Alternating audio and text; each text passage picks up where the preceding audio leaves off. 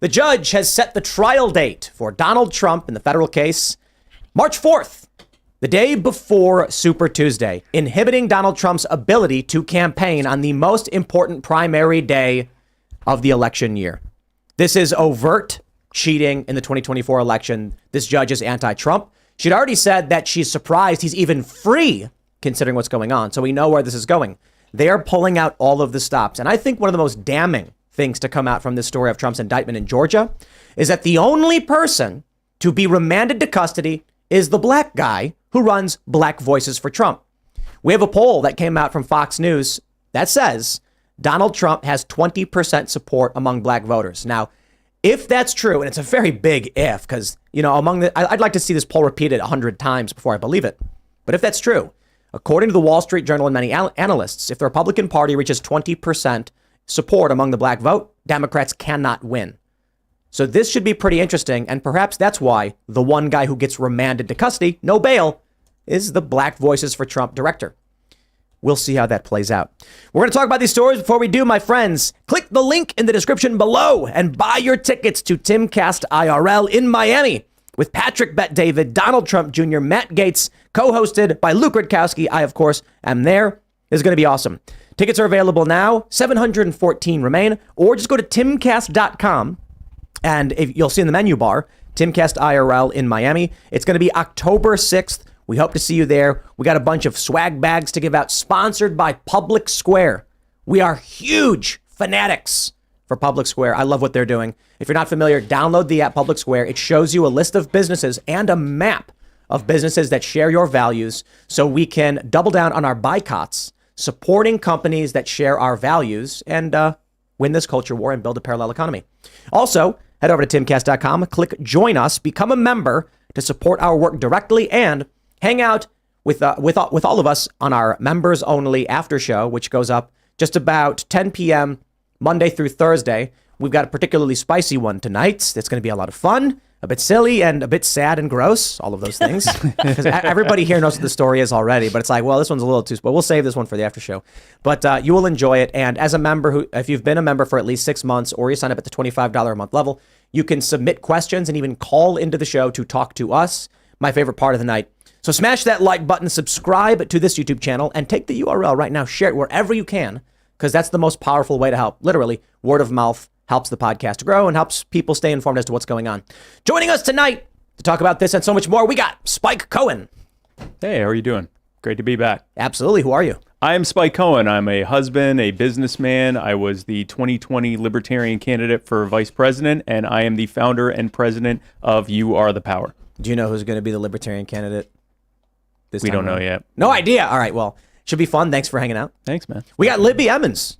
Hey, Tim. How's it going? You're not Ian. You're Libby. I'm not Ian. I'm Libby. I'm over here. Yeah. Who are you? I'm Libby Emmons. I'm the editor-in-chief of the Post-Millennial and Human Event. Glad to be on the show. Right on. And of course, Hannah Claire's hanging out. Hey, I'm Hannah Claire Brimlow. I'm happy to be here with both of you tonight. It's going to be a fun show. And Serge is here.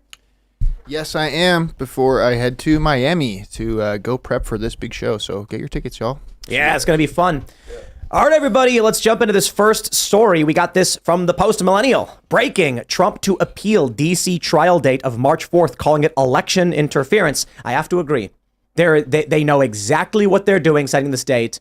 There's no question about it. They tried to stop it. I think it was Brian Kemp tried to shut it down in Georgia. Mm-hmm. And now at the federal level, they're like, okay, well, we're going to interfere by any means necessary.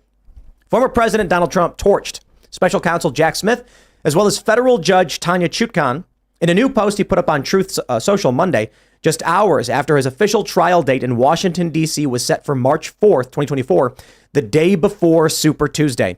Trump suggested the actions of both parties amount to election interference and promised he would appeal the decision, saying, deranged Jack Smith and his team of thugs who were caught going to the White House just prior to indicting the 45th president of the United States, an absolute no-no, I like that, have been working on this witch hunt for almost 3 years, but decided to bring it smack in the middle of crooked Joe Biden's political opponent's campaign against him.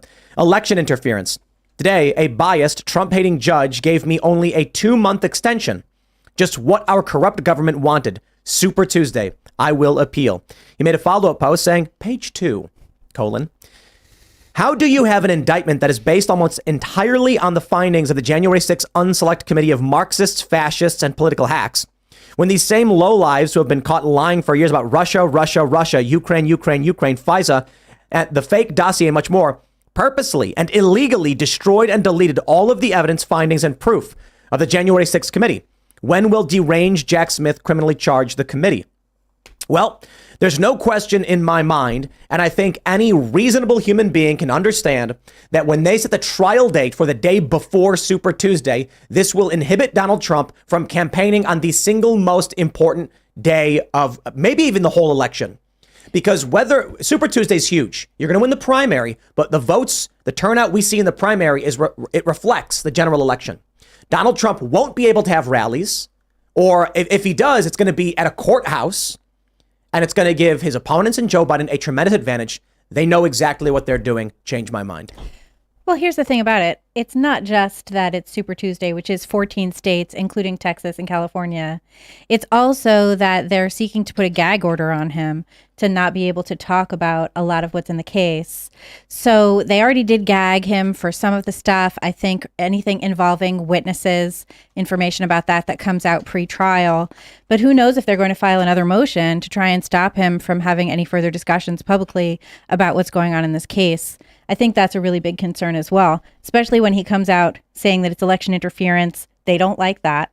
And you also have a lot of people saying that his posts on Truth Social constitute a level of violence. Like when he says, if they come for me, I'm coming for you. And they think that, like NPR thinks that that's violence, when really what that is like also lawfare. Mm-hmm. It's like further legal implications. Well, then that also implies that they're coming for him as violence. Yes, of course they do, because they think words are violence. Because they think words are violence. They've already told us this. Right. All through 2020, words are violence. All the pronoun people, words are violence. It's a ridiculous concept when these far leftists are like, words are violence, and then they insult you and call you a name, because by their definition, your response should be what they describe as self-defense, which is violence. Right.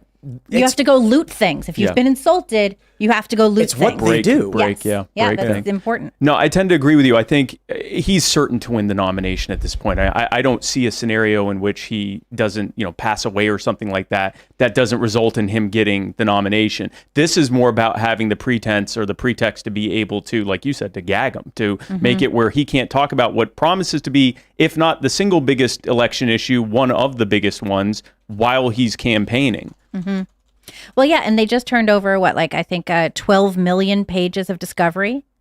I think that came out today as well. 12 million pages. It doesn't seem like a real amount. It's like when Saddam Hussein It's actually released 12.8 million pages of discovery that the DOJ handed off in the documents case. Every third page is just like a recycled article from like a 1970s Playboy or something, hoping nobody notices. Well, that's the thing. That's what discovery is. Like a lot of what they do in discovery when they don't want you to do well in your case is they hinder you by giving you too many boxes. Yeah. Yep. They give you like everything that they can come up with and they say it's in here. And then you're going through it all. Yeah. We can't tell you where. You'll find it on your own. It's in there. No, it's in there. Yeah. Whatever it is. It's hard not to think that any gag order imposed on Trump would be broadly interpreted too. So even if for some reason he could be, at a campaign rally, they're able to say, well, you referenced the last election, which of course he would because he's campaigning for president. And they'll say, no, you're in violation. It seems obvious that they're trying to trap him into potentially facing more charges.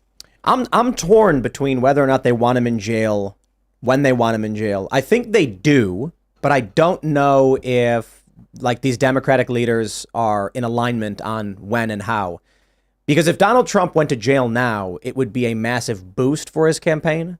But it's really hard to predict exactly what would happen. Like if they remanded him to custody, it would inhibit his ability to campaign, but the press would be so explosive that it might make more money for him than He did raise like $7 million off the Georgia mugshot. Right. Mm-hmm. And I think that was like yesterday's number or something. Yeah, that was yesterday's number. Now, they have remanded Black Voices for Trump. His name's Harrison Floyd. So he cannot campaign. And he's the only one.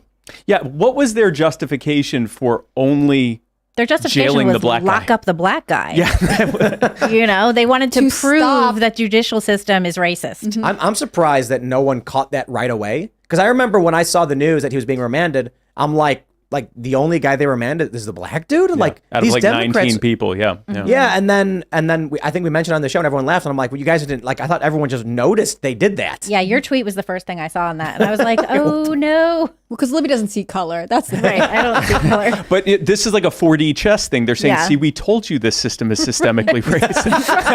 Right. We're offering Because you of us. proof. We told you that. Because we do it. Yeah. Because we that- are racist, we know it. Well, there was that poll. I saw a screenshot from Fox News, and I didn't see a headline reflecting that particular aspect of the story. The headlines were all like Trump improves, and then you can read the poll and see that Trump is enjoying 20% support among black voters, according to Fox News. I don't believe it. I don't trust these polls because, but far be it from me to say outright it is completely wrong. Wall Street Journal, I think it was a year ago, found the exact same, almost the same thing, 17%. And several months before, a month or two before that, found that Latinos and Asians were also skewing towards the Republican Party. And it may not be that they're skewing towards the Republican Party, but the left is going absolutely insane. And the Democrats saying things like, we know gas prices are high, but sacrifice for Ukraine kind of drives voters insane. And they're going to be like, at this point, I'll vote for whoever offers me anything. Give me a ham sandwich and I'll vote for you. Right. So I do think it is possible these numbers are real. And there was a lot of propaganda videos people put out where it's, you know, like black dudes saying like, yo, I'm gonna be for real with you. I F with Trump, man. Yeah, go Trump. I'm like, yeah, okay, dude. Like, come on. You find a handful of guys. It doesn't mean these polls are real. And Those are fun videos, though. They're fun. But the reason I'm skeptical is if this is true, Trump can't lose. Yeah, there was actually something that came out. This would have been back in like 04 or 05 that said that if black support, if everything else remained equal, all other demographics remain equal, if black Democrat support went below 80%, there isn't a single state that they could win an election, a federal election or a statewide election in. Well, and did you say there was Wall Street Journal wrote that up, referenced it a couple years ago. Yeah. Well, and it's why it was so significant when Trump gained like even 2 percentage points between 2016 and 2020 among black voters. I mean, this was like Edison and Pew Research that found it, but he is more likely to have support from black men than black women. But especially in this, 4-year gap that we've had Biden, it wouldn't surprise me if he maintained the stamina that he had produced in the 4 years he was in office. It was funny. We had Fresh and Fit on the show on Friday, and Fresh was telling us that Trump getting this mugshot is going to resonate with a lot of people who felt that they've been unjustly incarcerated. They're going to see this guy who's being unjustly incarcerated. It's going to resonate with him. He's going to earn their vote. Now, today I saw this narrative where they're like, how dare you insinuate? Yes, this has been coming up all over the place. I've been dealing with this myself. Yeah, because Trump was put in jail, he'll gain black support as if all black people have been in jail. And it's like, whoa, hold on there a minute. Yes, hold on. They are. So I can't speak for anybody else. I can just tell you what we talked about on the podcast with Fresh and Fit. But Fresh is a black man telling me this. And he was referencing specifically people who felt unjustly incarcerated, not all black people. Now, I don't know where the other narrative, like maybe someone said something else. I'm not going to say that idea came from this show, but people are saying it. And now they're getting offended that it's racist to imply. I suspect he's going to get at least a little bit of a boost in black support if for no other reason than he created the greatest rap album cover art ever. Like that is the best. Really funny. That mugshot. Yeah. Yeah, I've been hearing this from people that it's like basically racist to say that a mugshot would engender support in the black community. But by the left's own numbers, right? By the Democrats' own numbers, black people are proportionally by population more imprisoned. Disproportionately. Disproportionately imprisoned, locked up, unjustly treated in the system. And so now they're like, you could see someone else is being unjustly treated in the system. Oh, just like me and my brother and whoever else. And I think that it's true. Like a lot of Americans, I think, have been arrested. Most of the men that I know have been arrested at some point. Spend a night in jail, whatever else. But look at Stop and Frisk. The Democrats screamed that was racist. And then when Bloomberg was mayor, he was challenged as mayor, he said, well, look where the crime is. That's where the Democrat, that's what it says. And it's like, he's just saying too bad. Yeah. If the Democrats are claiming that he saved black lives by doing that.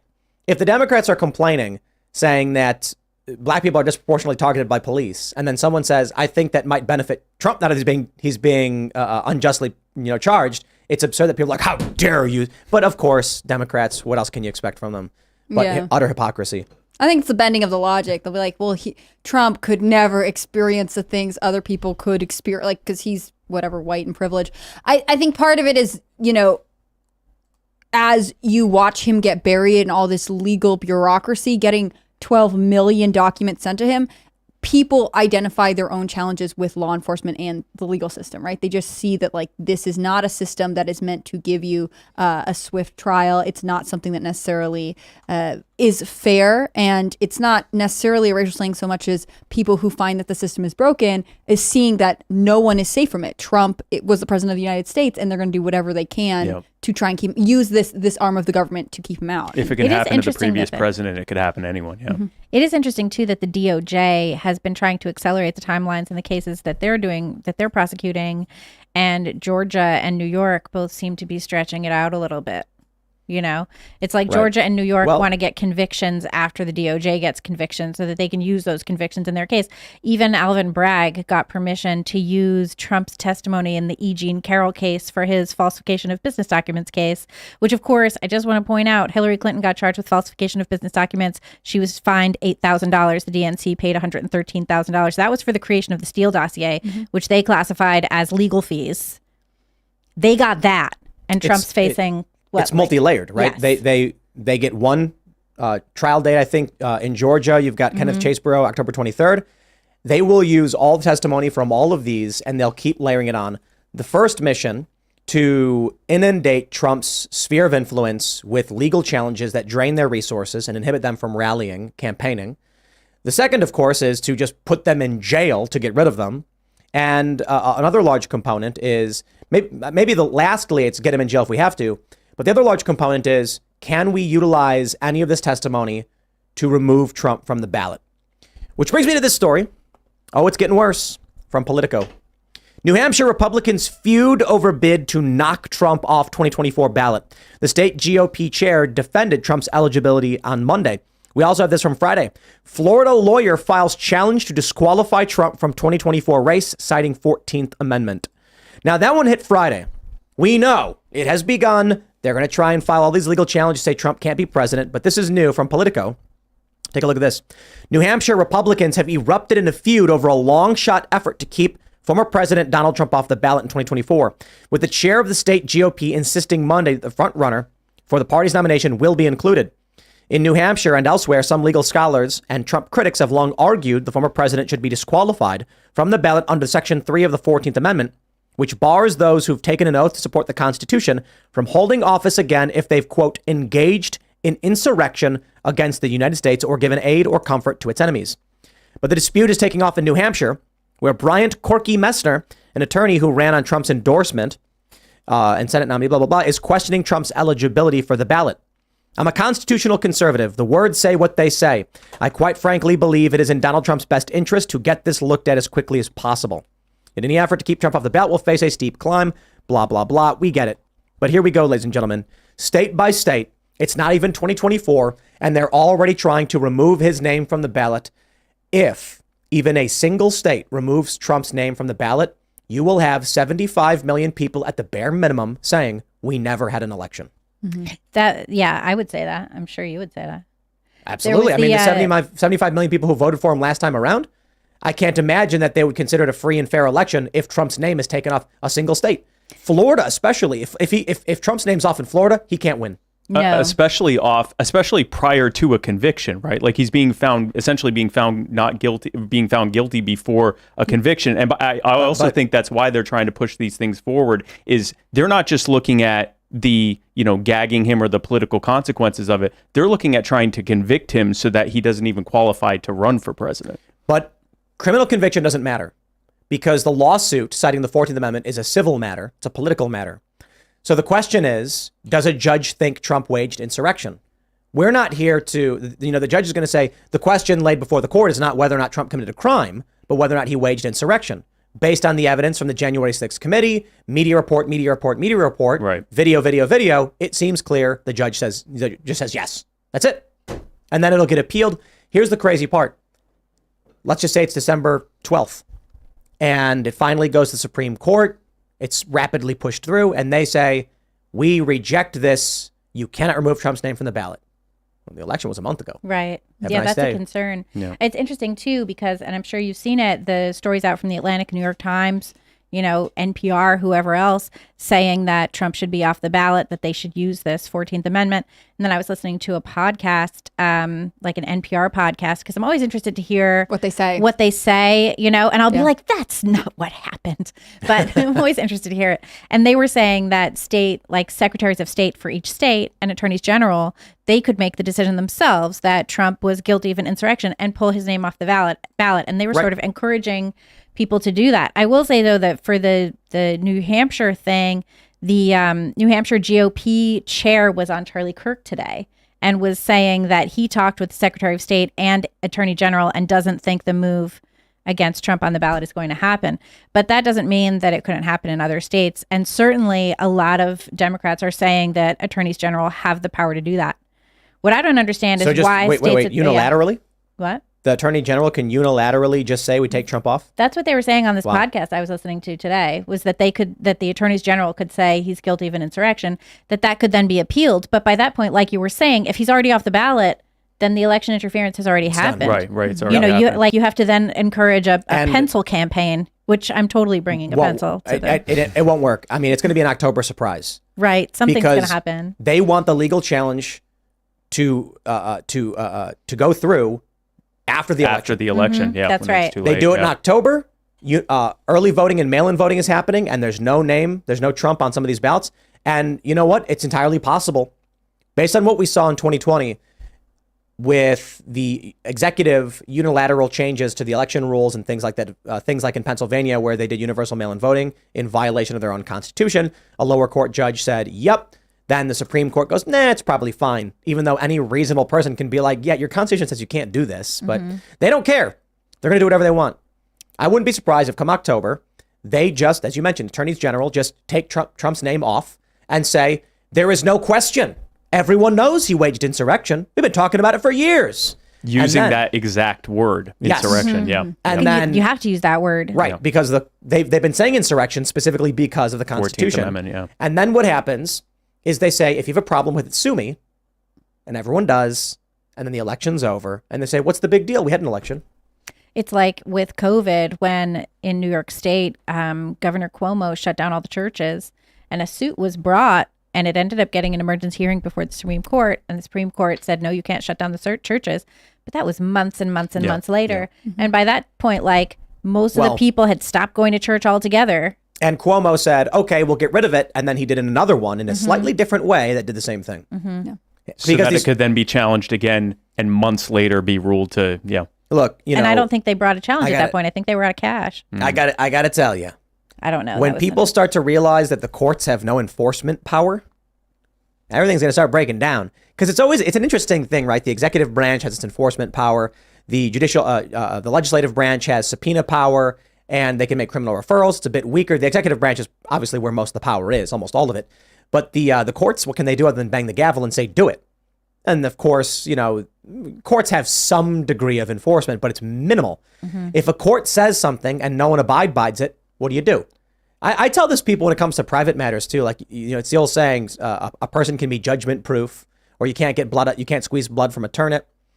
I'm like, if you win a suit against someone, like look at Alex Jones, right? They sue him for, what is it, like the entire GDP of France? Like, no, that's what they requested. I think they won like $1 billion. I'm like, you're not going to get a penny out of him. Because you get in line behind all of his other creditors. Yeah. It's just, you can't just make these things happen. There's no guarantees. Also, they're So- ensuring that he stays on the air because he's going to need to stay on the air in order to earn money to pay them back. Oh, that's funny too. Yeah, unless, I think they said they want to destroy him. But here's my concern. This is what I was thinking about over this past week. We saw the Chaz, the Chop, the George Floyd autonomous zone. We saw the Atlanta autonomous zone. These things popped up. We saw random acts of violence. And now you have, on top of the political violence, a story we'll get to in a minute, a GOP lawyer, we don't know what happened, was killed in his home. He was stabbed to death. Maybe political, maybe not, but we'll talk about that. But with the escalation of political violence that we've been seeing, to the point where Stephen Marsh, who wrote the book The Next Civil War, says we're in civil strife, I had a lingering thought about these autonomous zones. It's funny to me So I was trending earlier on Twitter because I guess In your own category, right? and in my own category too. Yes, the which Tim is Pool category. yeah, that's right. Tim Pool, trending Tim Pool, and it was people were talking about civil war. It's like, oh, I said it to drink, and I'm like, it's really interesting. Honest question. If I were to tell you that, say, like a president claimed the election was completely fraudulent, large amounts of his supporters were claiming that he's the true president and Biden's illegitimate. There had been a dispute over who actually won the election in the previous election cycle as well. And then you ended up with a bunch of people storming into the Capitol and fighting with police in front. You also had a roving band of 100 plus far left extremists storm onto government property in Georgia. And in one instance, get into a shootout with police, shooting a cop, and then the cops shoot back, killing one of the extremists. You have far left extremists being arrested and charged overtly with domestic terror. I'm like, at what point do you say, maybe, yeah, civil war, right? My point is this.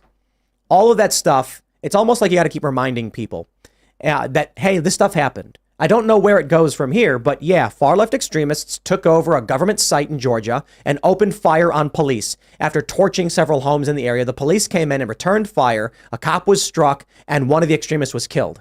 Like, yo, it's getting crazy, all right? Yeah, that is crazy. Now imagine this scenario. This is what got me worried. Chaz and the George Floyd Autonomous Zone were on public property. The Atlanta Autonomous Zone was on a Wendy's, but the Wendy's was burnt to the ground, and then everyone kind of abandoned the area.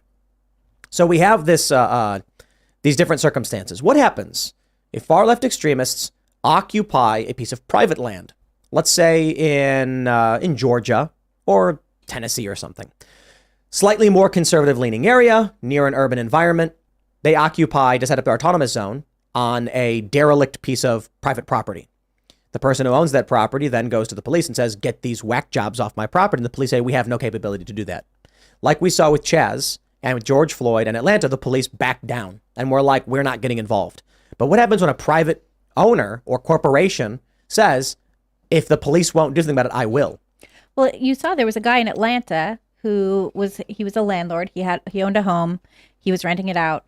Tenants moved out. A couple days later, he went to check on the home, and he was met with a guy with a shotgun, a bunch of dogs, and some prostitutes. And he was like, oh, why are these people in my house? He was like, you got to get out of my house. The people in the house, the squatters, called the police, said that it was their home. Yep. The police got the guy, carted off. It's 6 months later. He's still waiting for the people to get out of his house. He's still paying the mortgage. Mm-hmm. And he's stuck. He doesn't have a property. He doesn't have any rights, apparently. There was also, the other thing, too, is it depends on where the government is. Do you remember the MOVE organization in Philadelphia? Yeah. And they were bombed, actually, by the city. Yep. But this was a group of black nationalists who had taken over a little area in Philadelphia, in West Philadelphia. They had purchased a property in Virginia, and they were planning to move to Virginia, get out of the city. And there was a shooting of an officer, Officer Ramp. I think it was in 79. And a bunch of people, 9 people ended up getting arrested and put in prison for that. They were called the Move 9. And so they decided to stay. And by staying, what ended up happening is the mayor of Philadelphia, who was a black mayor, is it Wilson Good? Am I remembering that correctly? I don't know. Anyway, he coordinated with the FBI and bombed. They firebombed it. They firebombed it. Yeah, and as people were trying to run out, they shot them. Yep. It was like Waco at a neighborhood level. Right. Yeah. And it was a response to a legitimate issue, but they basically declared war on the neighborhood. Yep. And they burned down houses, not just the MOVE compound, but they burned down houses in the area as well. Yep. That's when the government was more had a stronger monopoly on their violence. But the government was in control of the violence at that point, and that's not the same now. Right. And so now my concern is what happens if another Chaz happens, but it happens on abandoned property. Not even abandoned, derelict is a better way to put it. Someone owns it and they're let's say a corporation.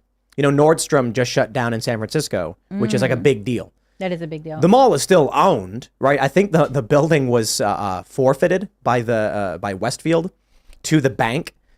So, okay, let's say a large corporation owns 3 acres of land somewhere, and the far left decides we're going to take it, and no one can stop us. Cops aren't going to go engage in a shootout. No. They're going to ignore it. Not in an abandoned mall. Not even an abandoned mall. Let's imagine it's just an old warehouse building that's not being used.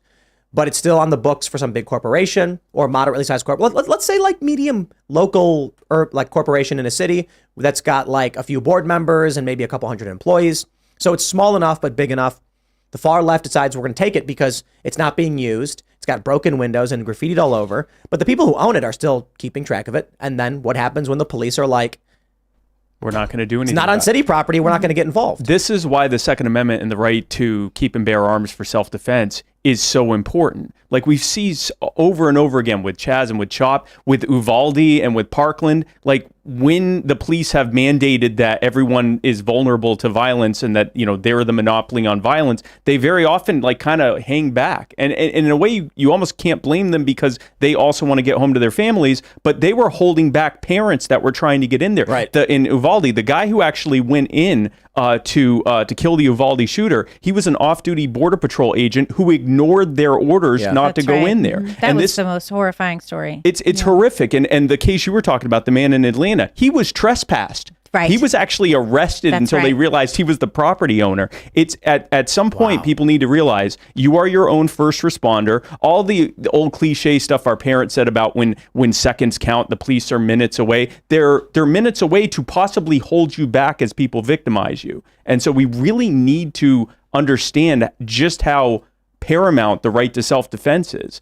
It's sort of terrifying. I mean, I have like tried to avoid interactions with police my entire life. Like when I was a kid, at one point there were police in my house, and I was like, I'm not going to repeat this. This is never happening again. Yeah. But it's like it's very scary when you come into contact with police because they show up and they think everybody is the enemy. Head on a swivel, yeah. You know, Well, yeah, they that's don't what they wanna- do. I mean, well, think about it this way. Remember they killed that Australian lady? There was so you guys saw that video where the was it like Extinction Rebellion people or whatever have the Nevada? barricades in is that by Burning Man? Yeah, it was all the people trying to get to Burning Man and the climate activists. We're blocking the road. Well, the cops apparently got a call that someone had a gun. I guess what happened was someone told the police, you need to get down here and clear this barricade before someone shoots one of these protesters, something like that. Then what happens is the dispatcher says to the police, there's concerns about a potential shooting. We've got protesters. Yeah. So then the cops think these protesters have guns. And when the cop rams the barricade and jumps out with his gun, he says, where's the gun? Several times, something like that. I think that I'm pretty sure. I could be wrong. But think about it from the perspective of a cop. All you know is you got a call from dispatch saying 2 people are fighting inside this house. It's getting ugly. We need someone to come and shut this down. And then you show up and there's a group of people in the house being like, get out of our house. And some guy being like, it's my house. Like, what do? Yeah. The Nevada thing they was typically amazing. do say civil matter, have a nice day. Right, like the Tracy Chapman song. The Nevada thing was absolutely amazing, though, because you had climate activists blocking the road. You had Burning Man people trying to get through the road, and then you had tribal police show up to clear the road. So the climate change people think they're on the side of the tribal police. They think that they're on the same side as them. The Burning Man people think they're on the side of the climate change people, but it turns out they're not. Meanwhile, the tribal police are the ones who get they have all the oppression points. So they're the ones who get to win. And then they show up as a bunch of guys in trucks with guns. Well, it was just fascinating to You watch. did have a bunch of upper middle class white people occupying native land. Right, and that's one thing they said. You're trespassing on tribal land. Is one thing the cops said to these people. I want to jump to this story. This is from NBC Boston. GOP activist and lawyer stabbed to death in his Durham, New Hampshire home. Full stop. We have no idea what happened. It is entirely possible that this guy had a bad poker game and then somebody got mad at him. No idea. He could have been cheating on his wife. And then she comes home and says, and then they fight and then she stabs him. We have no idea. However, not knowing, the issue is typically that whenever we get a news story about a victim who is left with, no, let me stop. I'll put it this way. When Jussie Smollett comes out and claims some guys threw a noose around his neck, the whole world shuts down. Every television network runs a tribute. You get, at the time, Ellen Page saying, like frantically ranting, because some guy hate crime hoaxed all of us. And then when you get a story about a GOP lawyer being stabbed to death, it's like, well, we don't know exactly, so let's move on from this. That's why I think this story matters. Because maybe people on the right, be it post-liberal, libertarian, whatever you want to call yourself, should start saying when these things happen, we make the assumption in the worst until we learn otherwise.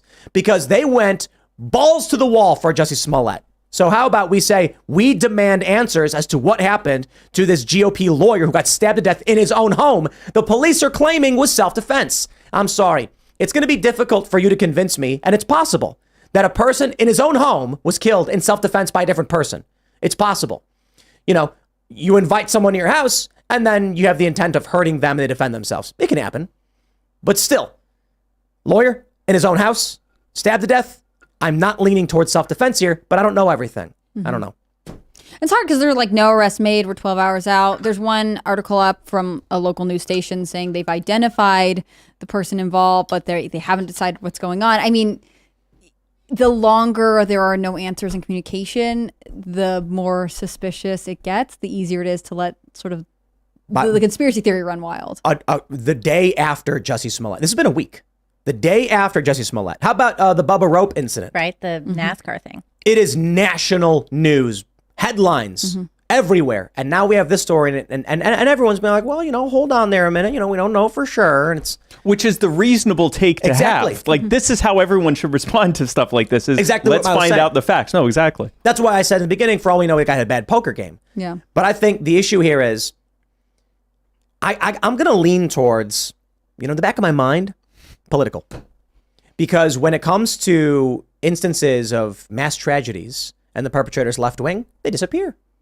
Whenever the bad guy, whenever the person committing the crime happens to fall into the alignment of the corporate narrative, it's like, uh-oh, can't have that one getting out, and the story vanishes. Well, it's like Or they did it- Jacksonville versus Nashville. Just going to say that. Yeah. The manifestos. Yeah. That's right. Or how about the guy who rammed the Christmas parade in, where was it? Waukesha. Waukesha. And then it was just like, no idea. A truck did it. A truck crashed into these people. No, I'm sick in of the it. literal same city where the Kyle Rittenhouse shootings happened. No, that was Kenosha. That was Kenosha. Oh, Nearby, okay. though. Nearby. Okay, so Very close. but I think they were And triggered by it was the same. a couple days after, because we were in Austin at the time, and It was Kyle after- Rittenhouse had just gotten, I think within 48 hours this So happened. they were right next to each and other, he yeah. had posted, the guy had some like BLM related stuff on his Facebook page, but also he had like crashed his car into his like child's mother before driving to the parade. I mean, obviously it was a very unstable person. And then he who stopped to represented try and hims- get a sandwich, remember? From Yes, somebody? and he represented himself at trial, which was something to behold. Did you see that trial? Oh, I That- watched a lot of it. I covered it for the site. the patience that judge had.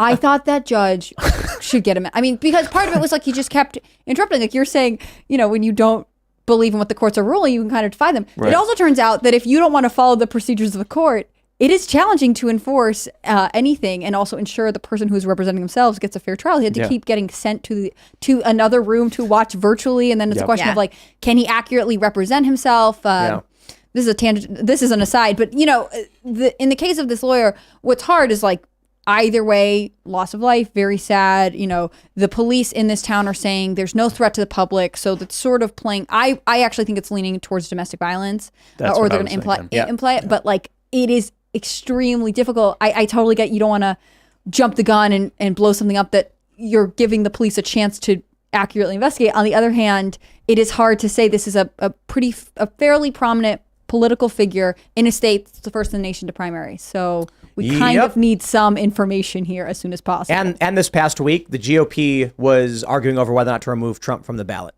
So I don't care to give anyone the benefit of the doubt. And my bigger concern is, as a reasonable person, you're right. Domestic probably seems like what this may be. The person who had identified may be a significant other, and that's why they're like, oh my God. And like, they're saying self-defense. Like, who else would be in your home? Who else would be defending themselves in this guy's right, house? not a visitor, but someone who actually Yeah. lives there as Yeah. well. Yeah. That being said, if the freedom faction of individuals, whatever you want to call that, the anti-establishment faction, does not get serious in their propaganda game, they lose. And I don't mean to just lie. I mean to make noise, at the very least. Win on the merits of being reasonable. That's why I opened the segment by saying, probably a bad poker game, who knows? Right. But be noisy enough about it to force the conversation. Because in the event that there is, and there have been, like Aaron Danielson, for instance, someone shot and killed in the streets of, I think it was Portland, right? It was, Portland. By a far left extremist. Michael Reinhold. These stories need to get max attention.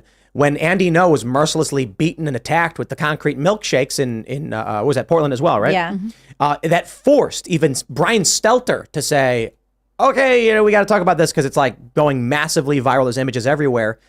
Attention needs to be brought to it, and those are the victories where you can start to convince these regular people who don't pay attention. There's something going on here, and I'll give a specific example. Oliver Anthony, Right. he gets really, really big. He issues these statements after the fact, like, "Why is Fox News playing my video? Haha, it's about them." He says it's not about politics. It's not, because he does not know what the culture war is. Everything he sings about, and he's a good avatar for this. Everything he sings about representing working class people is effectively a right, quote unquote, a culture war right position. But then he doesn't understand because he's not involved deeply in it. So when the media attacks him and calls him conservative, right wing, and the left says these things, he's like, no, it's not left or right. I don't know what you're talking about. It's just my lived experience. Well, he Which- didn't even have a Twitter account until August. Yeah. And now here he is. And that's my point. These regular people, you go to them, they don't understand the depravity and the evil of the uniparty, neocon, neolibs, all of these warmongers and this garbage. They don't get it. The Jussie Smollett stuff, the woke corporations, they think, well, I'm going to be somewhere in the middle, but they don't pay attention. And then when you actually engage and you say something like, look, I'm not here to argue about policy or anything like that, but it is true that Joe Biden got that prosecutor fired while threatening to withhold $1 billion. As soon as you say that, you're right wing. My favorite thing is when he said you got money for foreign wars, but you can't feed the poor. It's like, that's a right wing talking point, because the left says sacrifice for Ukraine. Right. It's like, you're in the politics, dude. My point is, normies don't get it. And if you're loud enough and we bring up more stories like this and we question these things, maybe they might start to see more of the issue. No, go ahead. No, by all means. Oliver Anthony is kind of the personification of what Pericles said long ago, which is, you may not be interested in politics, but politics are interested in you. And we're seeing that. This is a guy who, writes songs, and he did one about his frustration with how things are going. And it was, there was a political element to it, but the guy clearly does not want to be political. And it seems like the rest of his songs aren't political to speak of. And he's been thrust into this political battle he didn't want to be a part of. And, a part of me wants him to just be able to just be a guy who's making songs. Unfortunately, he's being dragged into something he didn't even want to be a part of, which speaks to what you're talking It's about. because there is a culture war. Yeah. You do not, it's exactly as you mentioned, Pericles, I think you said, right? Yep. You may not be interested in politics. Politics is interested in you. There's nothing you can do about it. We're in a culture war. If it was 20, 30 years ago, you can say, I don't care for Democrats or Republicans, leave me alone. And people might be like, okay, I get it. Today, doesn't matter. The moment he said minors on an island somewhere, far right. Yep. That was it. And then they started accusing him of being QAnon. And he's like, I'm not political. That song's about Joe Biden. Joe Biden's the one funding the foreign wars. And at the very least, while there are many Republicans who want war, there are many who don't. Yep. So there's a debate happening over there and not one happening over there. It is clearly more about one side than the other. There's the other thing too. You were talking about 20 years ago, the culture war, and it's like 20 years ago is about when artists and art programs and all of that kind of thing started saying that you have to be an art activist, and politics started being really infused into art programs, which is when I was in grad school. And that's what it all turned into. Like, I was studying theater, and the next thing I know, it's not about telling a good story. It's not about making something beautiful. It's about infusing your work with political narrative. So that started there, and it's been pushing out this whole way. And now we see, like Oliver Anthony can't get a song out without it being part of the culture war. But like, also you kind of need to know where you're squatting down. You know what I mean? Like, take a look around. Yeah. I got to completely agree with that. The dude, it's an awesome song. I love Rich Men North of Richmond. Obviously, everybody loves it because it's good. But the dude he personifies in many ways a regular person. And I mean this with no disrespect. No, like literally. Right. Yeah. Seeing a lot of these problems we can all kind of identify while being lied to by the corporate press. He did criticize them for it. Yep. But my criticism back is, my dude, you must pay attention. You must recognize who your enemies are and who your friends are. And I'm not saying the Republicans are your friends by no stretch of the imagination. Nikki Haley goes up on stage screaming lies about Putin wanting to invade NATO so she can justify her insane warmongering. Yeah, Republicans are mostly bad as well. But you need to recognize who will come after you when you say something like minors on an island somewhere, right? It is going to be the politicians who are on that plane, who are typically aligned with the establishment and their corporate allies. Well, and this comes down to another way of saying you may not be interested in politics, but politics is interested in you, is you may not be interested in democracy, but democracy is interested in you. When more and more decisions that are being made aren't allowing individuals to make them. We're democratizing them. What happens is that means that someone has to win, which means everyone else has to lose. And the people that lose have the winner's opinion enforced on them, whatever that thing is. So it becomes less and less about, I disagree with how you live or what your opinion is, you disagree about it, but we're living separately. It's one of us has to win. So now someone that you disagree with is your enemy. And so, of course, the culture war is only going to get worse and worse as things are more centralized and democratized. And the answer, obviously, is the opposite. Decentralization, allowing individuals to make their own decisions.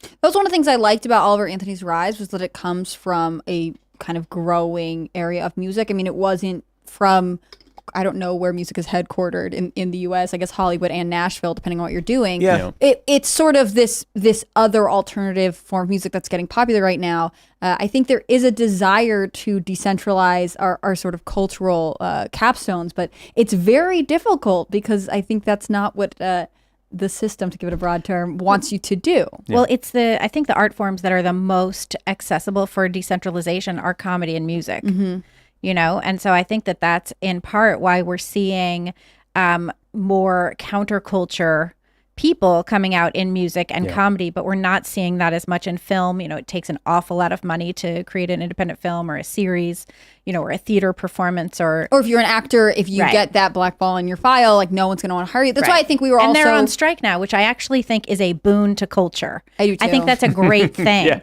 that all of these people are not right now being paid to create garbage that we have to like stuff in our faces, or is stuffed in our faces rather, you know? Yeah. Let's jump to this next story.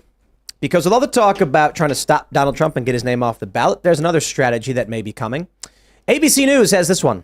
President Joe Biden says he will request more funding for a new coronavirus vaccine. President Joe Biden said Friday that he's planning to request more money from Congress to develop another new coronavirus vaccine as scientists track new waves and hospitalizations rise, though not like before. Okay, well, what does this mean? On its own, maybe not so much, maybe something. We also have this. Schools close. Bring back mask mandates over the rise of COVID-19 cases. I think we got another one here.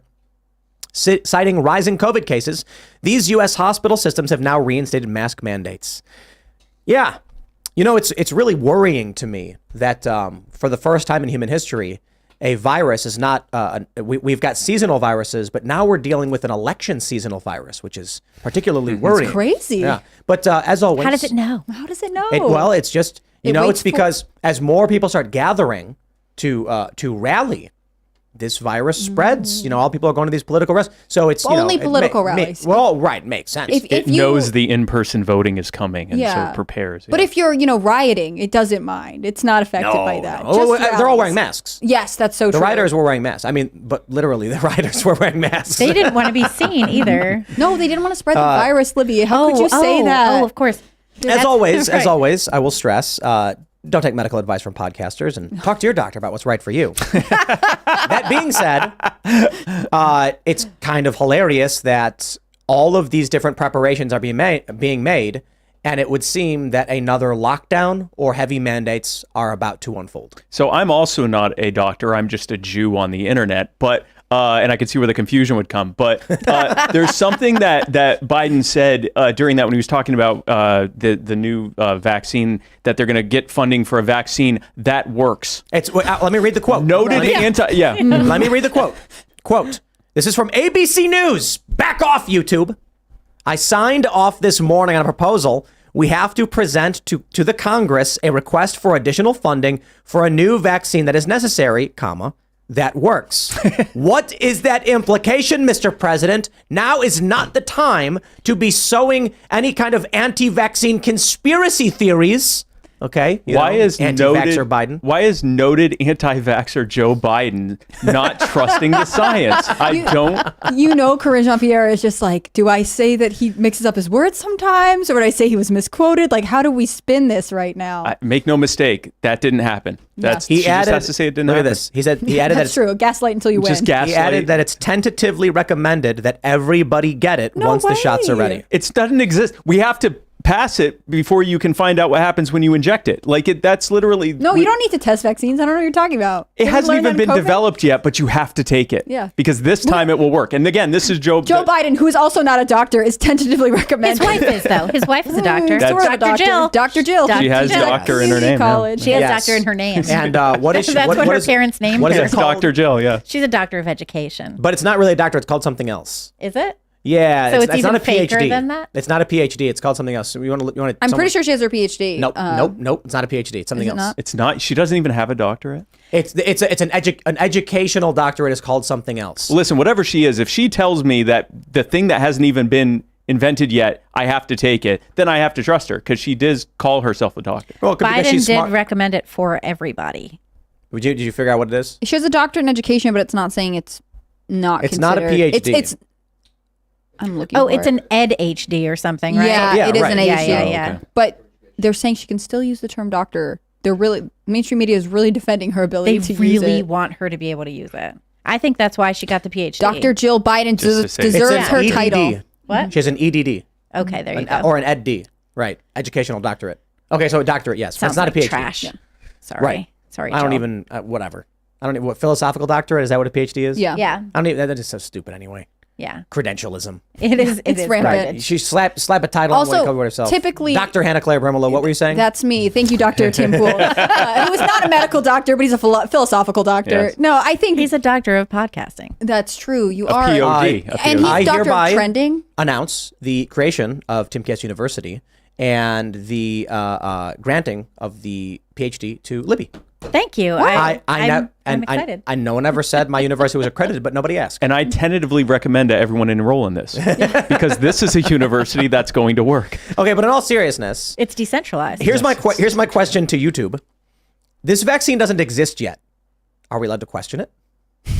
Are you allowed? Are you allowed to Dr. question Tim Pool, something? you're that- posing a really great moral and philosophical question. I can't wait for your course on this in the coming fall term. Are you allowed to question a vaccine they have not yet invented? I don't know. I This guess is you the can. Socratic method. Look at this. This is perfect. Yeah, Our okay, actual now you have to master's degree trust in the room the is like, future yes. science. That's right. Yes. Yeah. But now back to the politics.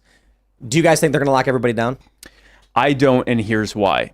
The environment. Well, let me rephrase that. I think there are some areas, some of the more bluer and more, I guess, more metropolitan areas might have limited restrictions. I don't think we're going to see the kind of lockdowns we saw before because that required an environment of people that this was a brand new thing that they were horrified at. I remember when I made my first anti-lockdown video in March of 2020, and I was being attacked by libertarians, many libertarians who were saying, "Well, we don't know how serious this is. Maybe we should, They're scared. Wait and see." They were scared. People were legitimately and It might have understandably been scared. the apocalypse. I mean, come on. Everyone was comparing it to the movie Contagion. Sure. And the thing is, had it been that serious, I still would have been against lockdowns because only an idiot would have gone outside. You wouldn't have needed to mandate it. But it created an environment where average everyday people were like, you know what? Let's at least give it a couple weeks.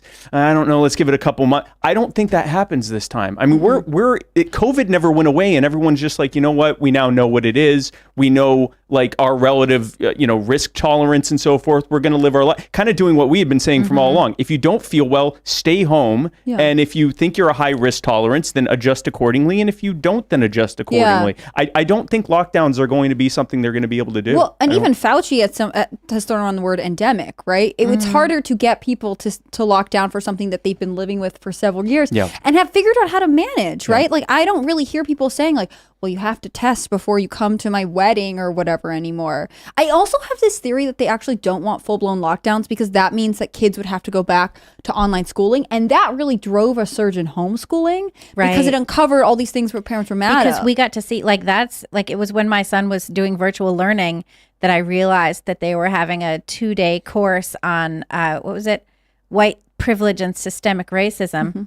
And I got my voice recorder ready and I lined it up and I like You're voice like, we're recorded taking this class together. the whole thing for like the 2 days of that. That's wild. And my son was like, Mom, our whole family is racist. And I was like, Incorrect, No, sir. No, not I would- actually. Also, a Democrat's president, and they don't want massive job losses. So I mean, there's Right. that as well. There's I that too. don't see. And they can't. And if they had to pay everybody to stay home, they'd have to pull money from Ukraine. And we already know that Zelensky's asked us and Europe to fund the next election. Or they do like they did in 2020 and 2021 and just print out like 40% of all the currency That ever worked created. amazing.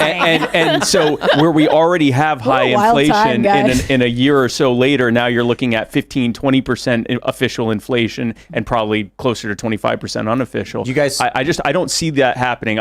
They're pushing these mask mandates, and I think it's a lot of it is like, how far can we push? Government is a habitual line stepper. It is this constant like, how much can I make people do what I want them to do? But I think they realized that the lockdowns, even with people as scared as they were, they turned up the boiling water a little too hot for the frog to tolerate. They've kind of gone back, and I think now they're going to do these like kind of smaller thing, like, well, can we get a mask mandate, but just in, the more blue areas? Is that going to work? How far can we push? I don't see lockdowns happening. We were talking about this before, and I said I think that they'll do guidelines, recommendations. Oh, Yeah. guidance. Remember guidance? That was a gives them fun the time. ability to roll out universal mail-in voting and Oh, early that's voting. happening. No, that's happening. But they'll have an excuse now. They'll say, well, we're not going to, we can't lock everything down because the economy, so we're going to recommend people quarantine. We're going to recommend masks and we're going to recommend vaccines. And obviously for those that have decided to quarantine, which is the right thing to do, we're going to send you a mail-in vote. So then what they do is they just say, we're going to send everyone a mail-in vote because we're not going to spy on you and see who's choosing to quarantine and who's not. And that'll be their justification. We're not going to spy on you right now, but we will other times. We when are don't like it. spying on you, but we're not going to admit that we're Exactly. spying on you. Yeah. Exactly. Yes. Yeah, they're spying on everybody. That's all next the in time. the new update. I think it would be hard to get certain states to lock down, especially governors that are ambitious politically. not Having gonna- seen basically DeSantis's rise because of his stance against the lockdowns, Yeah. I think you would maybe get a couple blue governors who Well- are like, this is a morally correct thing to do, but for the most part, they know it's essentially a political death sentence. They got to do something because Trump's going to win. Trump lost. I love the Never Trumpers when they're like, Trump can't possibly win. It's like, he lost by 42,000 votes in 3 states. He just needs to win these swing states. That's the key right now. The country's Which one massively are they? divided. It's Georgia, I think- Arizona, and Wisconsin. Is that what is I being think so. talked about? Those 3? Either And that's- Wisconsin or Michigan. I think it's Wisconsin. I He's think got it's no Wisconsin. chance in Michigan. He won Michigan in 2016, but it was by a sliver. 2016, Yeah. and then they got Whitmer. Yeah. No, but someone want to look up what the margins were in 2020? I We think know it- what they were in Georgia, I think- 11,780. Right. I think in Michigan it might have been like 20,000 or something. I could be wrong. Someone will look. I'll look it up. Yep. Yeah. Look, I think Trump can recover in any one of these states. I think Trump could even get a couple percentage points of the popular vote. And the reason is, you get all these people that think 2020 was stolen because fraudulent ballots and double counting and things like that. And it's like, okay, sure, fine, maybe, whatever, prove it. Maybe you're right. I think the real issue is actually simple. Everyone was locked in their house and the mail-in votes arrived. It's just a really simple equation. Lock everyone inside house, mail them ballot, blame Trump, then knock on their door and say, can I have that ballot back, please? Now, if there's no lockdown, they'll go knock on the door. And let's say the failure rate here is only 7%. Let's say 93% of the doors they knock on, someone is home and will fill out the ballot and give it back. A 7% drop, Trump wins. Even 7%. We saw that from the story about Donald Trump and the Hunter Biden laptop story. That if, what did they say? It was like 17%. Wasn't it 17%? No, it was Said that like- they would have changed their Yes. vote if they had known about the laptop. And that accounted for, they said something like if 7% of people did not vote Democrats or switched for Trump, Trump wins. I think it was less than 7. It was like a lot less because it was a 42,000 in a few states. If the Democrats lose a small fraction of the people who are locked in their houses, they can't win. I don't care what the popular vote is, even if Trump could or couldn't get it. The electoral vote, they're not going to be able to secure. Not to mention, the economy's bad. And then, you know what? Let's do this. I have this this video I want to pull up for you that's going viral. Ian Miles Chong has this tweet. Life is hard and it's getting harder for the middle class. I'll just play a little bit of this clip for you guys. Seriously, my bills alone are $3,000 a month. I'm a single mom who receives fucking like $300 a month in child support for 2 kids. I can't do this anymore.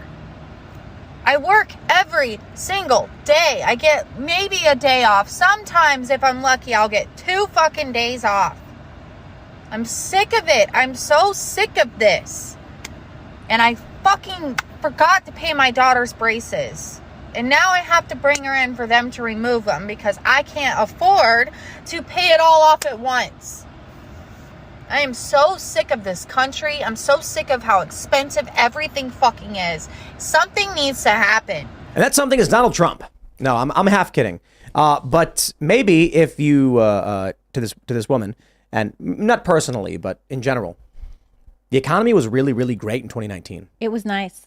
I went. I love telling this story. Went to a furniture store where we're starting the podcast. This is like January. This is January of 2020. And starting Timcast IRL. And I said, I'd like to buy some furniture. We need a table that we can sit at. And so we bought a table. And the woman who was doing the sales was really excited as she wrote up the $5,000 ticket for all the crazy stuff we were buying to build a studio. And she was laughing. She was like, thank you so much. She's like, wow. She's like, I gotta be honest, this is a really great day for me. You walked in and just bought it on the spot.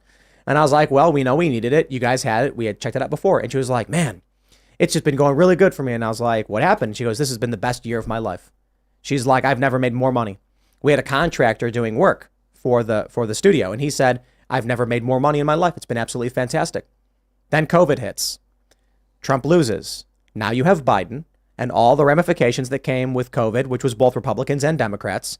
And now you have these people under Joe Biden saying, I hate this effing country. I'm sick of how expensive everything is. It's like, okay, let me show you another story.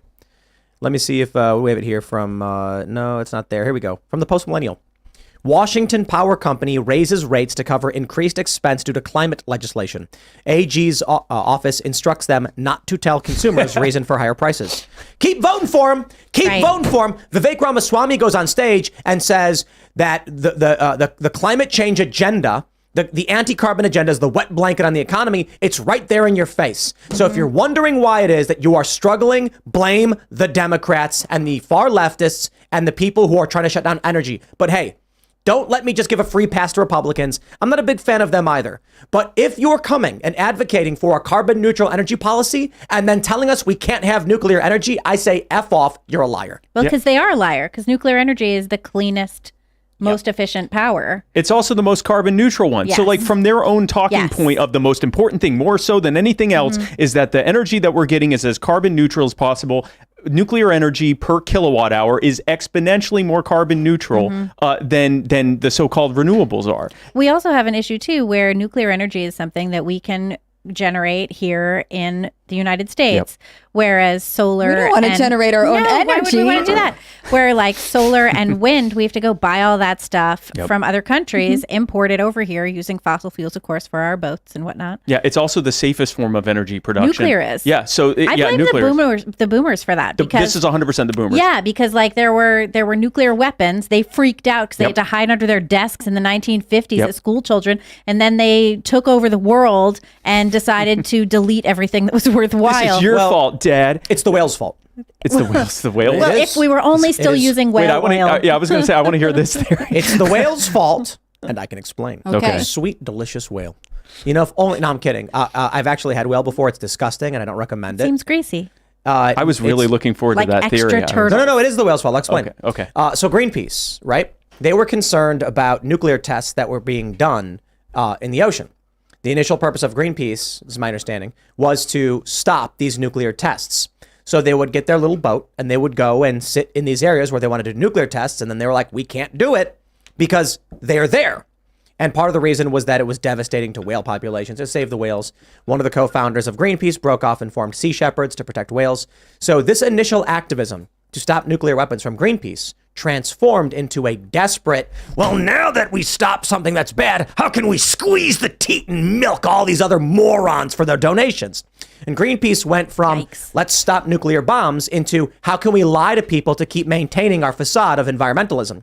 They now just say whatever stupid, garbled nonsense they have to trick morons into giving them money.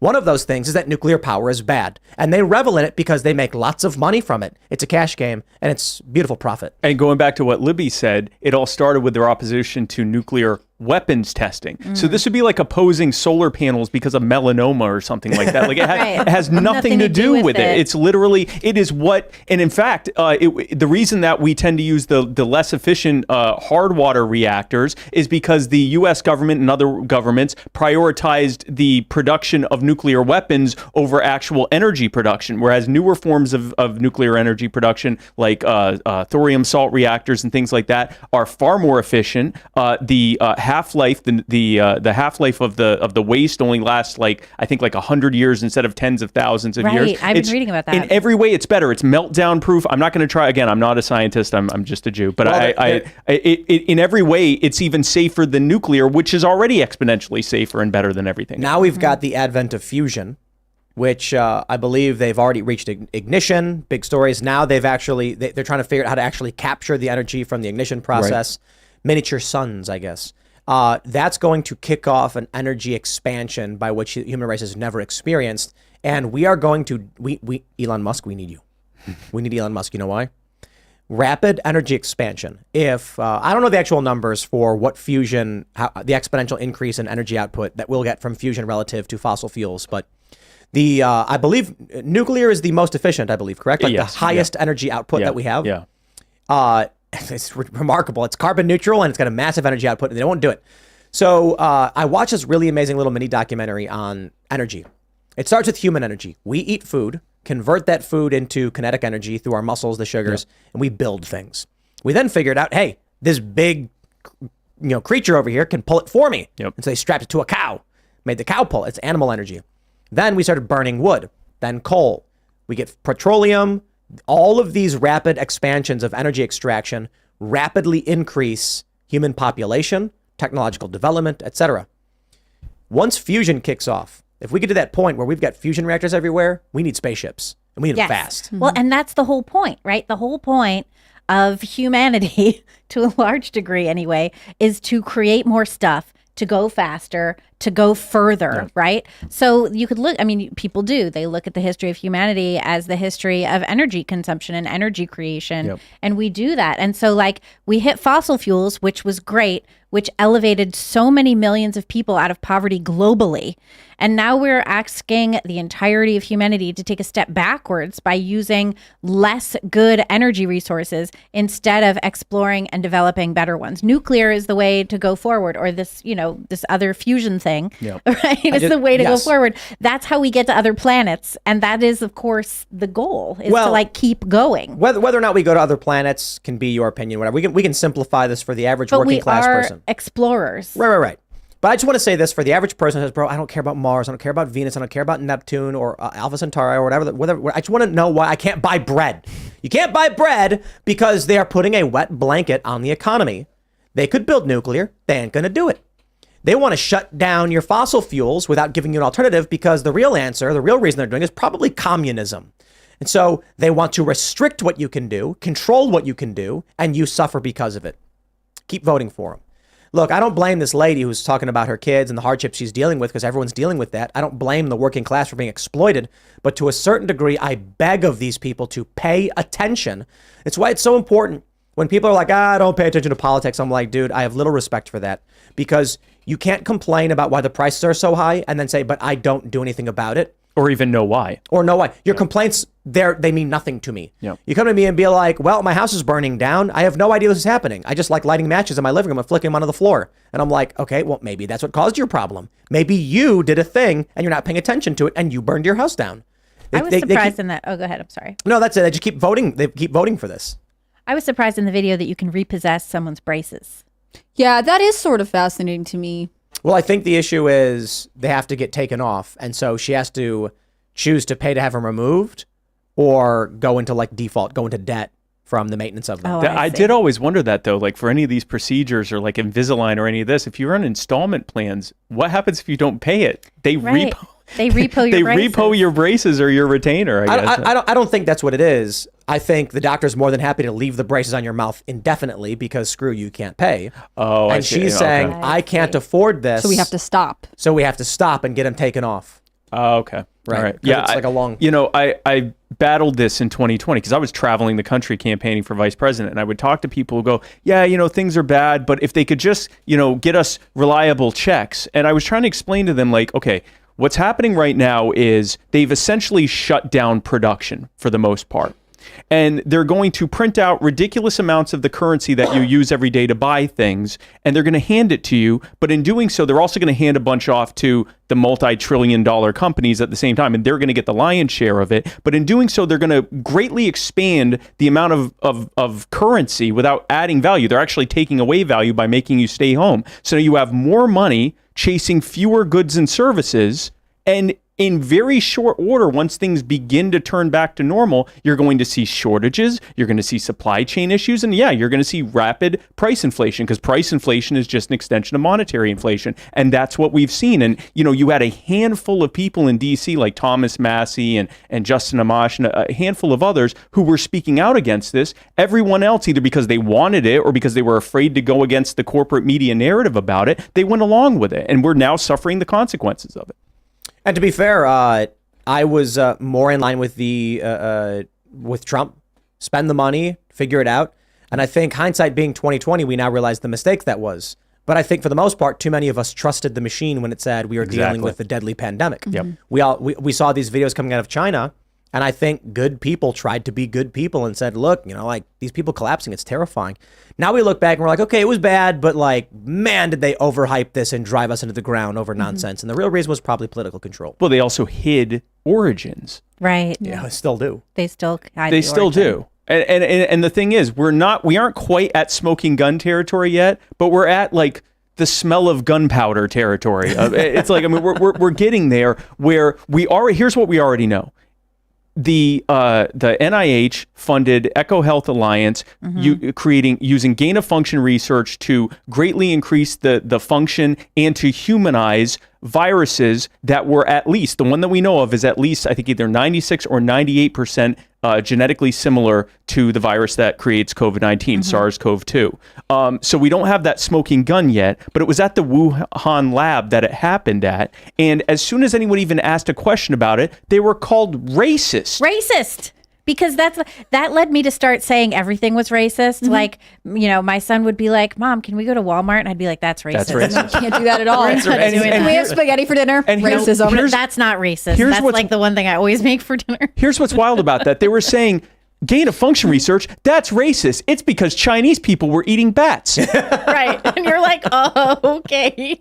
Hold on there. Like, wait, that sounds racist to me. Right. Well, no one's ever accused them of not being hypocrites. So Fair enough. No, that's actually true.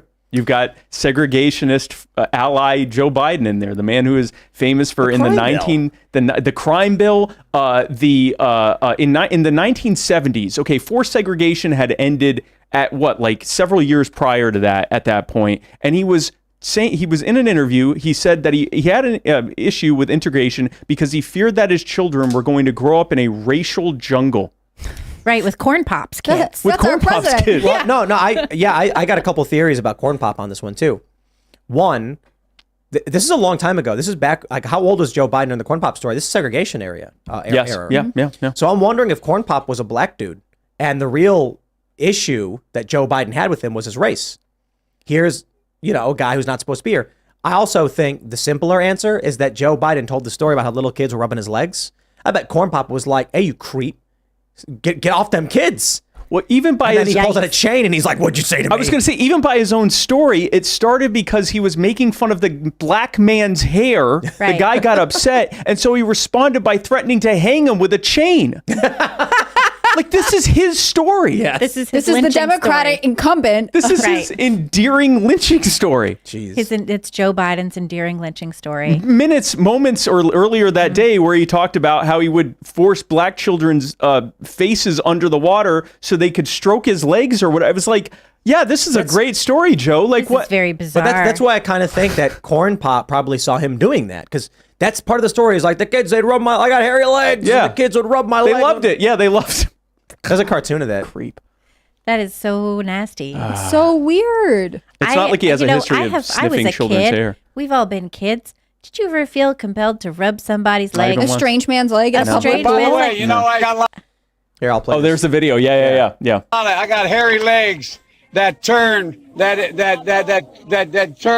blonde in the sun. That child's face Kids is used to all of come up us. and reach in the pool and rub my leg down so it was straight, and then watch the hair come back up again. They look at it. So I learned about roaches. I learned about kids He called them jumping on roaches. my Yeah, lap. no, called black And I children love roaches. kids jumping on my lap. Yikes. Yeah. Maybe Well, Corn there you Pop was go. just mad that he was calling black children roaches. Like, I mean, the entirety of that story, there is nothing about it that isn't creepy or racist, and it was presented as Wholesome. it's But wholesome. Family. This is Great this story. This video is like from a few years ago. Yeah. This He was told- on the He campaign tells this trail. story Yeah, no, this all is the with time. He was 2019. calling little black kids roaches. Yes, he said he loves roaches in that clip. Yeah, But I think everyone's like, what is this person talking about? Who even knows? I didn't even This know is- that this he is- was calling that's what he Because you meant. don't, it's so This is I where- didn't but I know. love Wait, wait, wait. roaches. I had no idea This what is he where meant. right. This is where he told the Corn Pop story, right? yes. Okay. Well, there you go. Joe Biden's racist. News at 11. Yeah. Well, yeah. But the proof Everybody- has been there the whole time. Like, that's what's so interesting about hearing like someone recite it and be like, and then he said this crazy thing, and they said this Yeah. crazy thing. And it's like, oh, wait, he has been open about this the entire time. And somehow they have repackaged him enough to get him to the presidency. Like, that's the craziest part to me. What I think is really wild too is that we keep having all of this stuff come out about Hunter Biden, about his foreign business relations, about how Joe Biden was on speakerphone calls, right? He was on speakerphone calls with executives of Burisma, saying like, hey, Dad, these guys could use our help, and Biden being like, okay, that sounds great, pleasantries, and then get off the phone. We keep seeing all of this stuff. We see the documents from Comer that come out. We see like all of this about all of this potential bribery stuff. And it just doesn't seem to make a dent anywhere. It doesn't seem to like impact the culture at large. It doesn't seem to like get any kind of foothold. And I was listening to another one of these stupid podcasts, and hey, people were that's our industry. right. You back off, Not Libby. these podcasts. Not like this. Okay. Good. That was a qualifier. Stupid. I was listening to podcast, yeah. another NPR podcast. Oh, okay. That makes more sense. Which is very stupid. And they were saying that the David Weiss investigation into Hunter Biden, of course, because the attorney general who foiled the investigation is now the special counsel for the investigation. They were saying that David Weiss would be unlikely to use any of the information dug up by Congress because it would be irrelevant to his case. How is that possibly irrelevant that the president and his son took like $10 million bribe and it's traceable? Because they're nice guys. Hey, They get Because to he's do got these hairy things. legs. he's got hairy legs and And kids a love him. mansion in Malibu. Yeah, one of the things that frustrated me the most during the Trump presidency was, when he got elected, or shortly before he got elected, he found out, or we all found out, that Obama's FBI had been spying on him Yes. explicitly to try to make sure that he could get basically what they're doing now, Yes. to prosecute him so he couldn't run and he'd be in prison.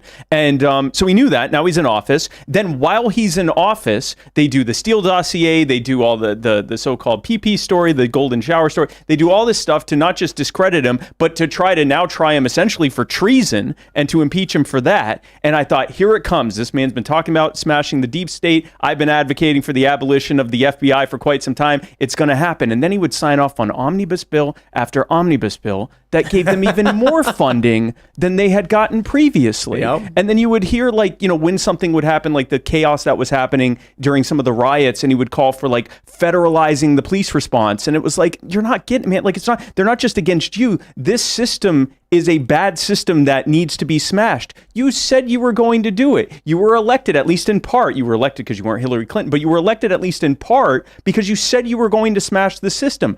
I feel like I'm that meme where I'm poking with a stick and saying, come on, do the system smashing. And Hey, dead possum. Hey, dead possum. Yeah, just please, come on, smash the system. And even now he's not calling for ending the FBI. Let's talk about this story. We have this from the Post Millennial. We have a lot of Post Millennial tonight, huh?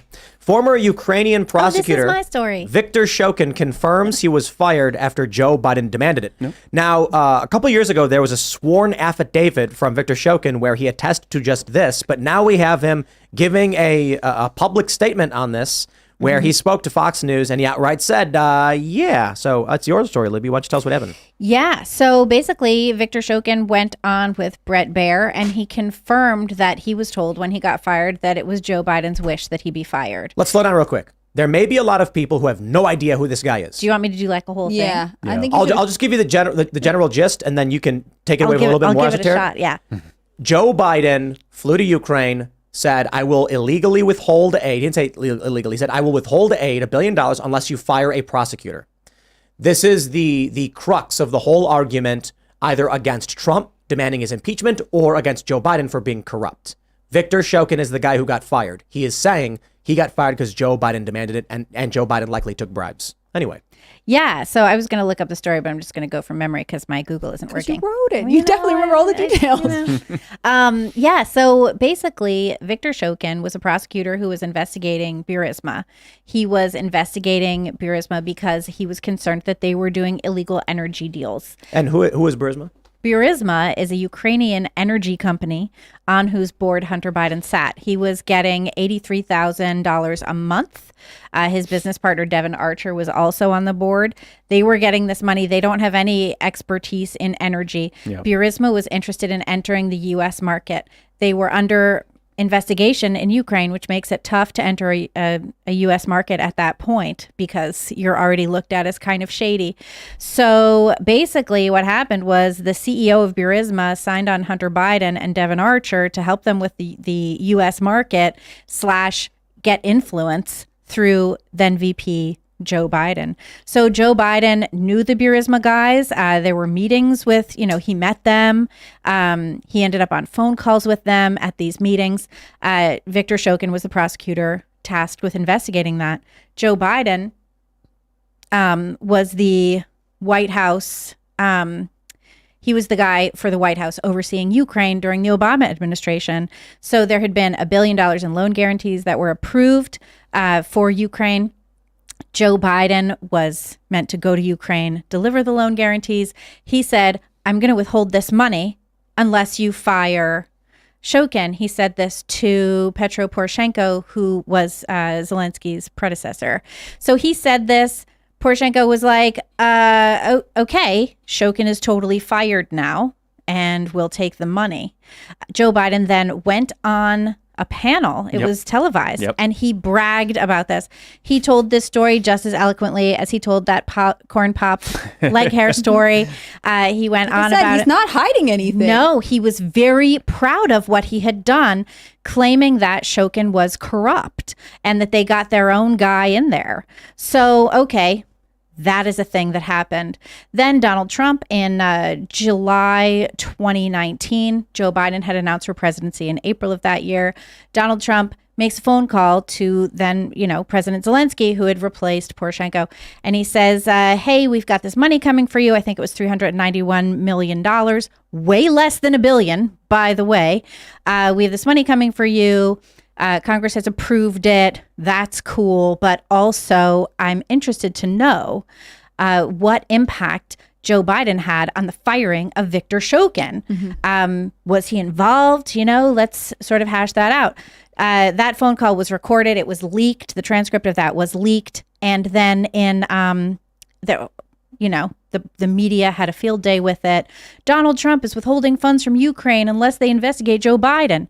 So then Congress brings him up on impeachment charges, claiming that he had withheld funds for his own personal gain, that he had committed election interference by asking Ukraine to publicly investigate Joe Biden over the firing of Shokin, which Biden had already said he'd done. They accused him and impeached him of election interference months and months and months before the election. So they said, okay, Trump, you're impeached because you asked for an investigation into Biden for something that he publicly said that he did, and you wanted more details. Now he's being prosecuted for all of this stuff. And that's not being considered election interference. I was going to say, if only he had ordered prosecutors to prosecute Joe Biden, right, and have the trial date start right before Super Tuesday, then it would not be election interference. So that's what they impeached him over. And if you read the impeachment documents, which I did yesterday, it's very detailed about how Trump was wrong to launch an investigation into a political opponent during an election year. Yeah. Well, I mean, come on. To be fair, I don't think you guys have actually read any of the laws that they're using to go after Trump on for when they impeached him, it clearly states that in the instance that the accused is Republican, the full force of the law shall be, levied against this individual. However, if said accused is Democrat, then just forget about it, to the rug. That's actually in the law. It's okay when we do it Progressives 3616 or whatever. All of this and more at Timcast U, which is going to be launching later this year. Correct. Yes, Which is founded Dr. in the Poole Socratic has method. Yes, exactly. I am a doctor. Yes. Yeah. And we declared it publicly tonight. I never said the university. That was actually something I used to say a long time ago. I would be happy Because to accredit the I'm university willing this for into you. existence. I have a Yeah. PhD from the university, so I could I accredit think we it. just made the board. Oh, I think so. I would make the point to people. Circular accreditation. Yes. Right. You get accredited That's from the right. university and then found it so that I like it. Correct. So- I like this. To explain to people, I've been explaining to people credentialism for a long time. So, I'd be talking to these, like, I don't have friends. Everyone's like, you have to go to college if you want to get a good job. I'm like, go, please. And then I'd be like, well, I have a master's. And they'd be like, you have a master's? I'm like, yeah, in nuclear engineering. They'd be like, what? Do you really? And I'd be like, yeah. From Milton U. And they'd be like, what? And I'm like, that's right. Yeah, I made it up. It's not an accredited school or anything, but I gave it to myself. I used to want to make up wait a minute. college sweatshirts and be like, no, this is where I went to school. Dude, Like, just like I want to wear those. okay, I'll make you one. some body at some organization determines that you are worthy and gives you a title. I can give myself whatever title I want. Screw That's off. like with Jordan Peterson being Re-educated. by the Ontario College of Physicians but- because he made some incendiary social media posts. The people who complained about Jordan Peterson and got him investigated and subject to re-education, they were not his clients. They were not his students. They were not his patients or whatever. They were people who saw his posts on the internet And didn't like them. and didn't like them. Whoa, man, that's pretty serious. That's pretty serious. Who precisely is supposed to re-educate him? The Ontario College of Physicians. In fact, there are people that they have said will be the ones doing the re-education. Jordan Peterson will be paying for it. And those specialists, those experts, those credentialed people cost $225 an hour. Prager, if it you should doesn't give out work? PhDs. That's What true. if it doesn't work? Jordan Peterson has said that he's going to put it all on YouTube. Well, that's Oh, good. like live stream it? Yeah. And it can help offset the cost that he has to cover, which I'm sure Right. they're He'll like, make much more than $225. It'll be an hour great. doing that, yeah. well, if they're going to make it a minimum In of his like, new what, weird 48 suits, hours? you know? Like, yeah, he's having a Well, fashion and moment. the credentialed experts are the ones who get to decide how long the training will go. So if they feel it's not That working, they are getting they paid can to do. extend it. Exactly, that they are getting paid to do, and that will be streamed on YouTube. So they've given him a almost unlimited fine. Yeah. Or a fine with no upper limit That's right. at the very Also, least. it's either that or they take his license. And it goes until Why he does he admits, want it? I agree with what you think.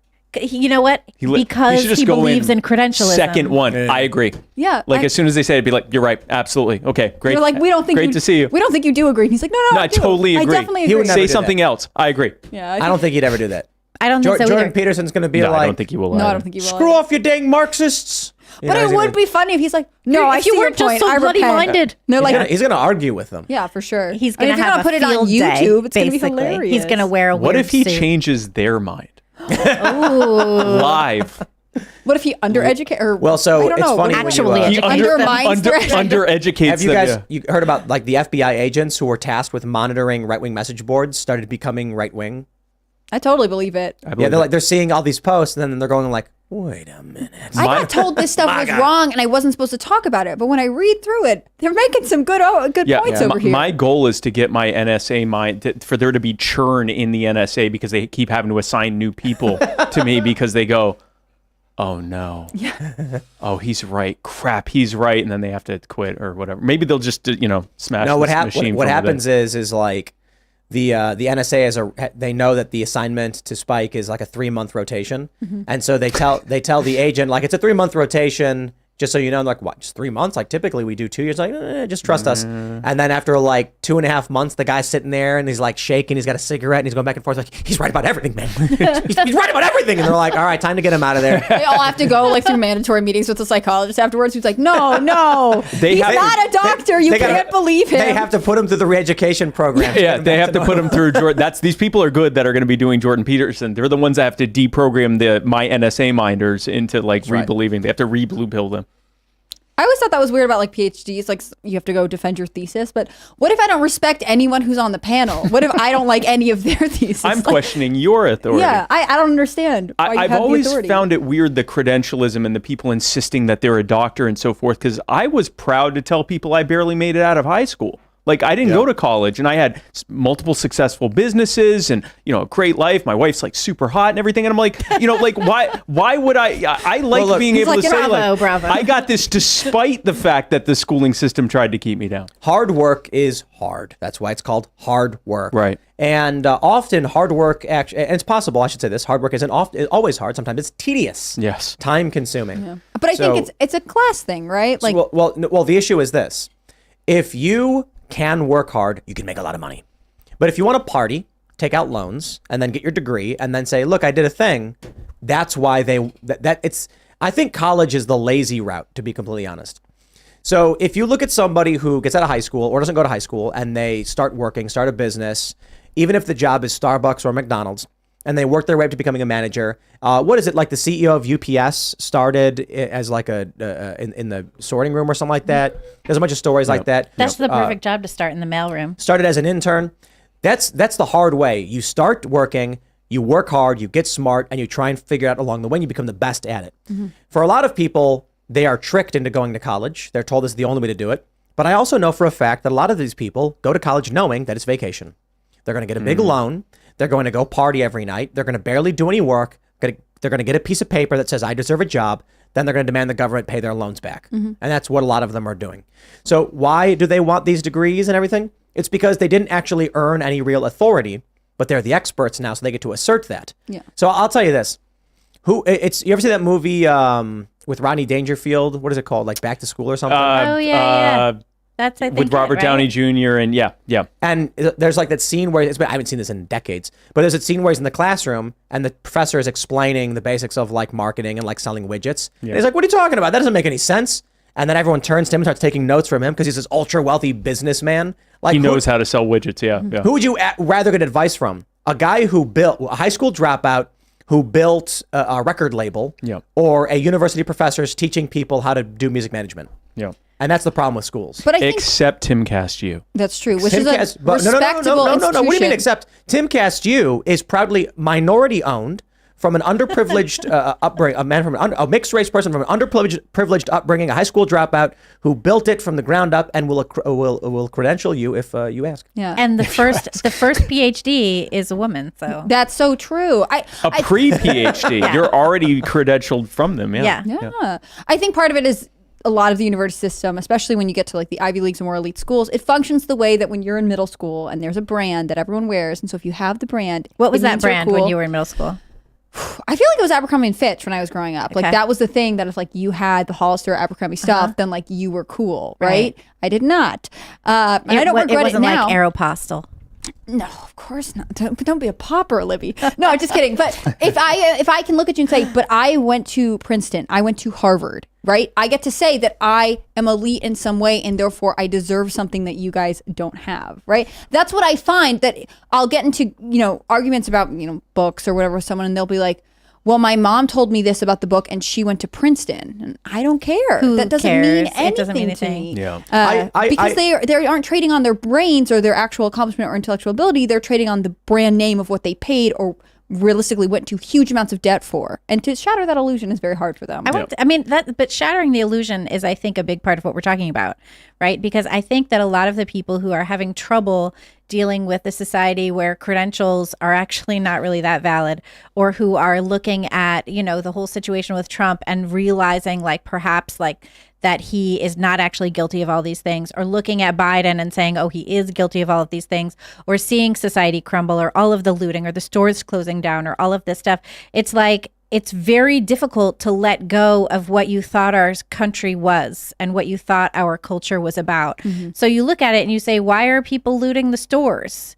And that's really not the right question at this point. Things have changed so drastically, and so many people just want to hang on to the idea, the expectation of what they had for our culture and our country, and it's very difficult to let that go. You can grieve what that was, but we have to let it go to a certain extent.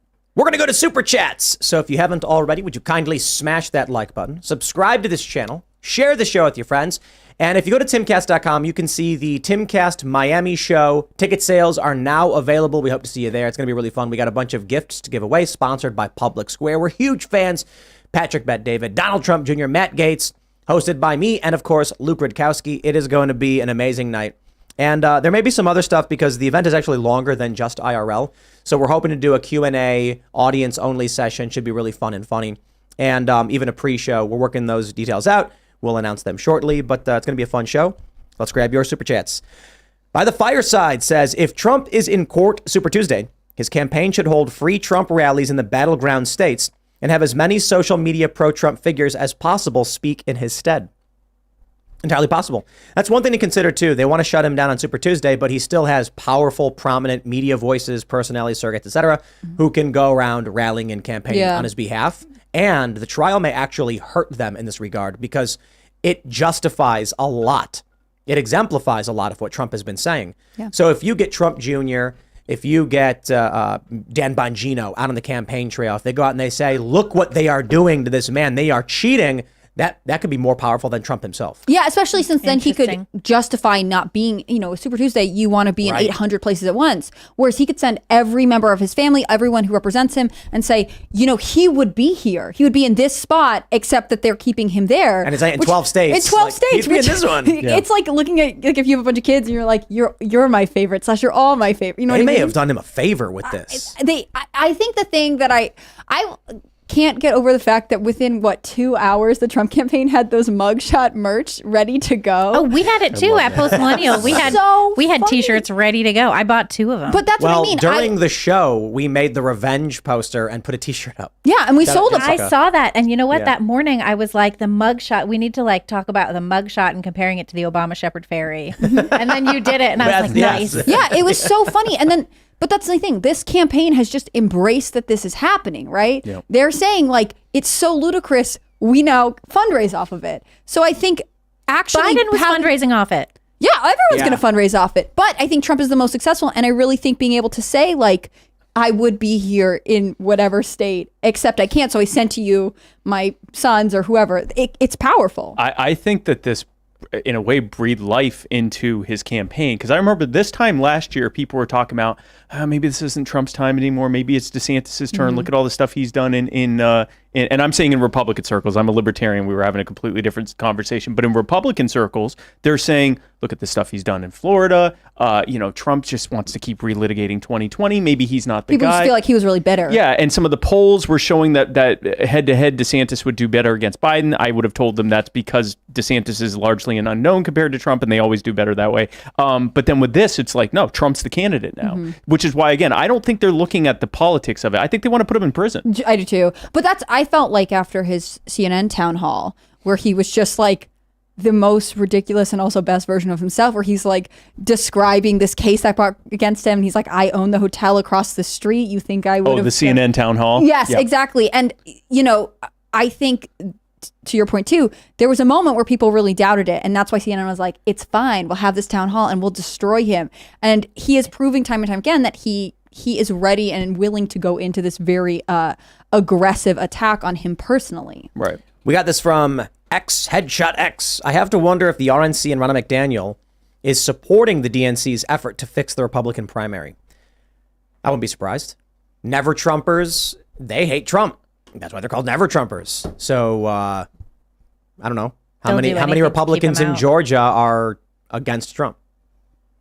I mean, I'm unhappy with the RNC. I've voiced my frustrations about Larry Elder being kept from the debate stage, and I think that's indicative of the fact that they are controlling the narrative that they want on stage, and they don't actually want Trump there, despite Ron McDaniels being like, it would be wrong for him to miss it. They only wanted the fact that he could bring in a large audience. They know that he will not comply with whatever they want, hence the loyalty pledge, and they kept Larry Elder out, which means that there's a whole lot of conversation that would have been The loyalty great. pledge is pretty standard. I mean, they do that. Yeah, but Trump was never going to sign a loyalty No. pledge. Yeah, but- So they're Nor saying should he. you should be here, except Right. we're offering the Right. stipulation that we know you're He not going to sign. proudly refused to do it in Yeah. 2016. I Yeah. remember it was funny because it was kind of a when the thing happened with Vivek when they asked, would you pardon Trump? I think that was the question. Yeah, and he and he immediately just, raised like, his hand all the way up. and And Ron is DeSantis like, looked around and was like, "Yeah, not a good me moment. too." He but didn't just look around. He's like, That look around was deadly. And That then was put like his hand up worse like than the this Howard much. Dean thing when Yeah. he yapped. That was 1,000 That was times worse than when Dukakis got in the tank. It was worse than when Gary Johnson asked what Aleppo was. Like Yes. it completely eliminated that Humility in the room. But it was a callback to kind of the opposite of that when this would have been in 2015 during the first Republican debate. They said, who here would not support is not willing to agree to support whoever the Republican nominee is. And Donald Trump put up his hand proudly. Yeah. And no one else would do it. And I think those are the moments where you have this big field of candidates and one sets themselves apart. And again, I don't think if they are considering the political ramifications, they're idiots. I don't think they are. I think that they just want them in prison. Sorry. I was going to read more super chats. All right, Brendan That's important. Hannah. Tierdsma says, just got hired as an intern for Turning Point USA Today. Thank you for helping to get the job with your content, and now I can help fight the culture war. Here's another way you can help fight the culture war. With more information to come. Move to Martinsburg, West Virginia. We look forward to seeing you there. I'll keep things a little light for now until we can get things going. But I look forward to anybody who is looking to get away from their cities, is trying to find a place to live. Martinsburg, West Virginia is a good spot for people who love this country. And there's a lot of good people there. But I'll put it this way. In West Virginia, Martinsburg has some interesting elements in it. And I think there's an opportunity for us to do really, really great things in this town. And they could use help. They could use investment. And we are going to be investing in this area. We're not just in Martinsburg, but we're going to be setting up some stuff going on there. You can infer whatever you want with that. But I hope to see you down there. And if you live in Martinsburg, every day you can drive by ATF headquarters and flip them off. Is that where they are? That's true. No way. Yeah. Really? I did a machine gun shoot in Martinsburg last year, and afterwards they're like, "Oh, by the way, the ATF headquarters like right there." It was The like ATF right up the headquarters, road. I think, if I'm remembering this correctly, the one in Martinsburg has so many documents that the floor was collapsing. I could be misremembering the story. There was some crazy amount of documents that they were storing there, which, of course, I find sketchy for the ATF. But Well, we got some projects in the Skeptical of works. the government. Is it because Biden has an office there? well, I feel safer when Joe Biden is around. He Right. just, he lets kids rub his legs and he falls off He's got bicycles. those hairy legs. Yeah. If any black men are very around, he wholesome. threatens I'm gonna gag threatens to hang them with a chain. It's nauseating. All right, let's read more. Teddy D says, Tim sent up the salmon signal and Spike showed up. Yes. Spike Cohen 2024. Yes, but Are you announcing tonight? No, I'm not. I've become a meme for my I'll call it an addiction. I'm a former drug addict and now I'm a salmon addict. I can't not eat. I've already eaten salmon twice delicious. today. It's Twice today. Raw or cooked? actually, so I had a poke bowl this morning, and then I had some smoked salmon right before I came here. So hot smoke. So both raw and cooked. When does your very nice, very nice. salmon-oriented cookbook come out? Now. Right now? Yeah, right Can you after. announce right I'm now? actually going to have a class at I Timcast was just gonna say. hold on. Salmon In Preparation You realize 101. we're hiring. In all seriousness, are we going to ever figure out who the libertarians intend to? Is there a primary? Should people DM you on Twitter about it? Oh, they already are.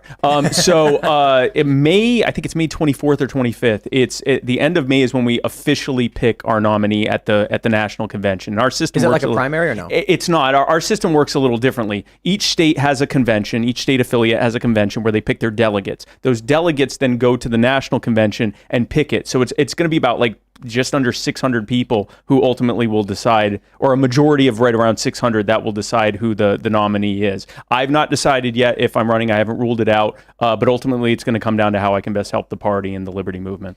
Well, I've heard mutterings about people who won't do it, people who might do it, and I gotta say it's not promising. We were really excited for Dave Smith. Yeah, Dave just announced he wasn't running. Yeah. Right. And now everyone's kind of like, well, come on. Like, he's perfect. He's great. Now it's, who knows? May's far away. Maybe you guys will have someone jump to the front You know, You never know. I mean, it is very early on. you have to do it. Yeah, it's. think about how much salmon you could get if you were in the White House. So from when I was running for VP, there were this sort of like slow trickle of people are like you should run in 24. You should run in 24 on the top of the ticket, and that slow trickle has kind of grown steadily over time. And then when Dave announced he wasn't running, Now they're like, help now us. It's like a fire hose on me. So we'll see. I haven't ruled it out, but it's nothing I've particularly like had a goal to do. It looks like a lot of people will take it on almost like an ego stroke where and that ends up being a poison chalice when they do it. If I do it, it's because I think it's the best way I can serve the movement. So Right on. Well, there is a thing, like, you remember George Washington didn't necessarily want to be president, but he was pushed into power because the people demanded that he lead. You're so the if George the people Washington. demand that you lead, then that's you must. the reason. It's I've not heard to all- seek your own power. I'm I've- sure you've heard about I've George heard all Washington. these Or things. you have a Thank couple you. months to find someone else and say, no, that guy. If you decide I could do that. I could just That's start the like thing to do if you don't want to do it. For driving real. around like, please, come on. But we'll see. All right. The Appalachian podcast says, Spike, say Appalachia. Appalachia. P.S. Tim, love what you guys are doing for the Appalachian region. Keep it up. Yeah, I love it out here. It's the best weather. We didn't have winter this past year though, so it's kind of a letdown because we got a big field we wanted to snowboard in because it's a very light hill and then no snow. Yeah. Not even a little bit. And I was like, I was going to snowboard. Oh, that's a bummer. But whatever. We got grapes everywhere now. Those are some people you should consider having on. Simon and Billy of Appalachian Podcast, some of the coolest people I've ever met. I was on their show. We went to Simon's place, shot off machine guns. Those would be good people to have on. Yeah. Right on. Sounds fun. Absolutely. And with me telling everybody to come to Martinsburg, West Virginia, it's also Jefferson and Berkeley County. Good places I to love go. Morgan County too. I mean, the whole Eastern Panhandle is a really interesting place. Where's Morgan? It's further west. Morgan is like, if there are Berkeley three counties that make up the Yeah. Eastern Panhandle, it's the farthest. Is that where west. Berkeley Springs is? That's where Berkeley Oh, Springs okay, is. Right. Yeah, everyone loves that place. Yeah, it's super cool. I mean, it's the oldest like spa town in the country Yeah. or something like that. It's so cute. It's super cute. Yeah. I would also say, if you guys are interested in this music that Oliver Anthony put out, there's a song called Appalachia by a guy named Josiah and the Bonnevilles, and it gives you all the vibes about wanting to move to Appalachia right away. So And look up the history of the song. Was it Country Roads? Mm-hmm. Not about West Virginia. no, the word just comes up once. So I read about it, and it was inspired by Montgomery County, Maryland, but that doesn't roll off the tongue very well. So they went and looked up in an encyclopedia West Virginia stuff, and then wrote a song about West Virginia instead. Am I wrong in thinking that Montgomery is one of the 3 counties in Western Maryland that was like, please let us join Yep. West Virginia? That would be And so they're cool. like, yeah, we would love to have you. You have to ask Baltimore. And now we've heard nothing about it. Yeah, Also, yep. the county that Winchester, Virginia's in, which just sits right below the Panhandle, so sort of if you drive south from Martinsburg, in their county charter, a West Virginia state senator told me this, it has a clause where at any point they are allowed to secede into West Virginia because of the way it was divided. Winchester? It's the county that Winchester That's is in in. that's in Wow. Virginia. They can unilaterally do that without any. Like, That's what a West legislative Virginia state approval. senator told me, that Very this is interesting. that for when they were dividing up the state, they were Right. like, okay, we're not going right now, but Right. we may want to eventually. Wow. Interesting. Because West Virginia came in as a slave state, but then it was only a slave state for like 16 months or something like that, right? West Virginia? Didn't it? I think Do it was have the that opposite. wrong? West Virginia's I think joined West the Virginia Union. stayed in the But Union in Virginia. wasn't there slavery in West Virginia? I think I think they stayed with the Union, but they were still a slave state. Yeah. Maryland was a slave Same state. thing with Delaware. So yeah. that's what it Yeah. was. So Yeah. West Virginia was a slave state for Being like the a union little didn't bit. mean anything. Yeah, the Right. Emancipation Proclamation was explicitly written for the states that were segregated. So Right. even after the Civil War ended, we talk about how Juneteenth happened, months after or a In year Texas, after. 2 years, yeah. In Delaware, it didn't end until like 1870 or 1871. Multiple, 6 years after the war ended. Wow. But we don't celebrate that anniversary. All right. Well, 'cause- Let's read some more. Lord Joseph Cole says, Tim, took your advice, moved out of the city. We are in a bind. Please help us if you can. Give Send Go the Coles family to get our power back on. Oh, yikes, man. Well, I hope everything works out for you guys. No one ever said escaping and being and living is being on your own is going to be easy. And that's what I was thinking about with that video where the woman's like, I can't afford to live this way. Part of me was like, man, well, maybe you should just vote for politicians who are actually going to help make your life better. Pay attention to what's going on in the world. I don't, it's I'm sad to hear this woman upset in this way. But part of me also said, like, what would this woman be doing if it was 200 years ago? Ain't nobody 200 years ago was driving in their car being like, I can't afford to live. It's like, dude, you couldn't make it 10 miles without potentially dying.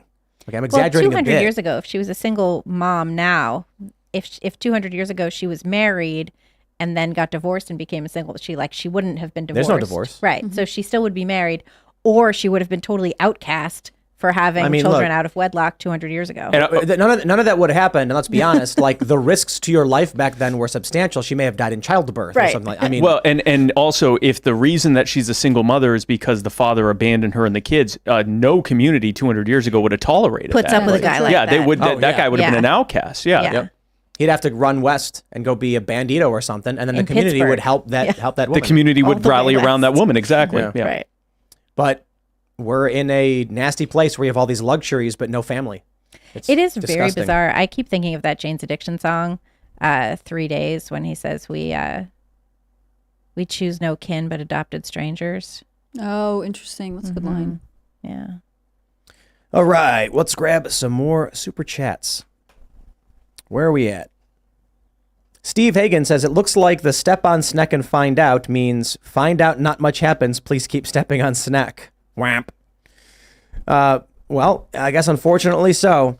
I feel like The the step don't- on. Sorry, yeah. The Don't Tread on Me flag's been on for a really, really long time, and he's been trampled. That poor little snake is long dead. I just wonder how many lockdowns were enforced and officers would show up with the thin blue line variant of the "Don't Tread on Me" flag as they actively tread on people who were, committing crimes like going to church and meeting their loved ones. Or in Quebec, like police would show up if there were more than 5 people in your house. Insanity. And they would Yeah. drag people out. It was terrifying. Yep. In Kentucky, they arrested a pastor and his congregation for having church in the parking Right. lot in their own cars. Like they were even doing the whole, we don't know how serious this is. Don't, touch each other. Don't get near each other. But we And get they to worship God together we're gonna because we have the worship First Amendment. God in proximity to one another. We're going to stay outside. We're going to be in our own cars. Or I think their windows were even up, and they were still arrested. Do you remember the congregation that held church in Walmart in Pittsburgh? Oh, yeah. No, but that's beautiful. Yeah. Wow, that's Let's grab another super chat here. What is this? The Emperor Champion says we should be a little bit more Warhammer 40K and a whole lot less My Little Pony. Come on, grow a pair and at least impeach Joe Biden. Yes. That would be so nice. Warhammer, not My Little Pony. Are Got it. bronies still a thing? Where like Oh, weird probably. adult men liked My Little Pony? Do you guys Probably. remember that for a second? It was horrifying. Maybe they're now just pups in the Pride Parade. I was going to say, I think a lot of bronies may have like moved on to Progressed like being on. furries or something. Yeah. Gross. All right, I just bet they have leg hair too. Just Peachy says we need to educate folks on how to write in Trump's name if he's taken off the ballot. Some folks don't know they can. If they take his name off the ballot, I don't know if In South Carolina, you can't write in for president. really. Nope. Why? I don't know. It's whatever our rules are. I went there in 2016. I showed up with some crayons, and they told me that not only could I not use the crayons, and not only could I not use a pen, it was a Digital. a digital thing. I was going to do like a protest, and they're like, well, not only can you not do that, it's digital, but you can't write in a name anyway. You have to pick from the names. In New York, you Oh. can write in, and it's still a paper ballot in New York. Yeah, they didn't give that option on the day of. That was 2016 though. That's rude. I thought so. Just Revenant says the police and government will simply make up reasons to take your rights and put you in prison. It happened to me, and I'm Joe Schmo. That's right. Disorderly conduct, for instance. What does that even mean? You can be walking down the street whistling a tune, and they'll say, "Hey, you're disturbing the peace," and you're under arrest. In South Carolina, a friend of mine named Johnny McCoy, who's an attorney, he actually got after he was arrested for it. There was a law on the books. I forget what it was called, but basically it was so like vaguely defined that it got struck down because when he asked why his friend was What did he being get arrested for? he was asking what his friend was being arrested for, and they arrested him for that. Oh, What? wow. What? Yeah, and it was something like interfering with police Yeah. duties or something like that. And he literally was saying, "Hey, what are you doing? I'm an attorney. What's he being arrested for?" And they arrested him for that. Of course. They'll just make up a reason. Yep. You protest, disorderly conduct. Yeah. You say it's First Amendment. No, you were being disorderly. It's hard not to think of Jenna Ellis, who's like arrested for being Trump's lawyer. Yeah. That's That is scary. that This whole guy thing, being a too. lawyer, doing something completely normal, and they're like, no, No lawyers. straight to jail. Yeah. So they say that it's a criminal conspiracy, and they're using the RICO Act. Are they basically alleging that the campaign was a criminal organization? That's right. But Joe Biden's is fine. And Don't not question a it. single Republican prosecutor, DA, ADA, AG, or whatever, anywhere has done anything to go after Democrats in any comparable way. I find that to be absolutely horrifying. Well, you have Ken Paxton, and then they're taking him out in Texas. He's the Well, Attorney General. how about he start filing charges? Here's one thing I'd He say. ought to. Right now, if they make any, I think Texas should file a lawsuit against Georgia right now to the Supreme Court, citing original jurisdiction, saying that the federal elections of 2024 are held between all states, and Georgia is removing a candidate from an election that Texas has to participate in. That's a very good point. Texas should sue and say they cannot interfere in the election because they are negating our votes. Let's go. Let's roll. Come on. Where are we at? Anybody? They could also a bunch of novel concepts. How about this? Well, didn't we have that in the last election? Weren't there some states suing other states and then it got thrown out? Texas sued, I think, Pennsylvania. Yeah. And it was like a whole 48 states versus 48 states. That's right. And then the Supreme Court was like, nah, we're not going to hear it. We don't care. The argument was that there were state legislatures telling Mike Pence, telling Trump, we did not approve these changes to the election. The Constitution says the state legislature has final say. So we want the chance to adjudicate this or to legislate this. And Mike Pence was like, nah, bleh. And that was it.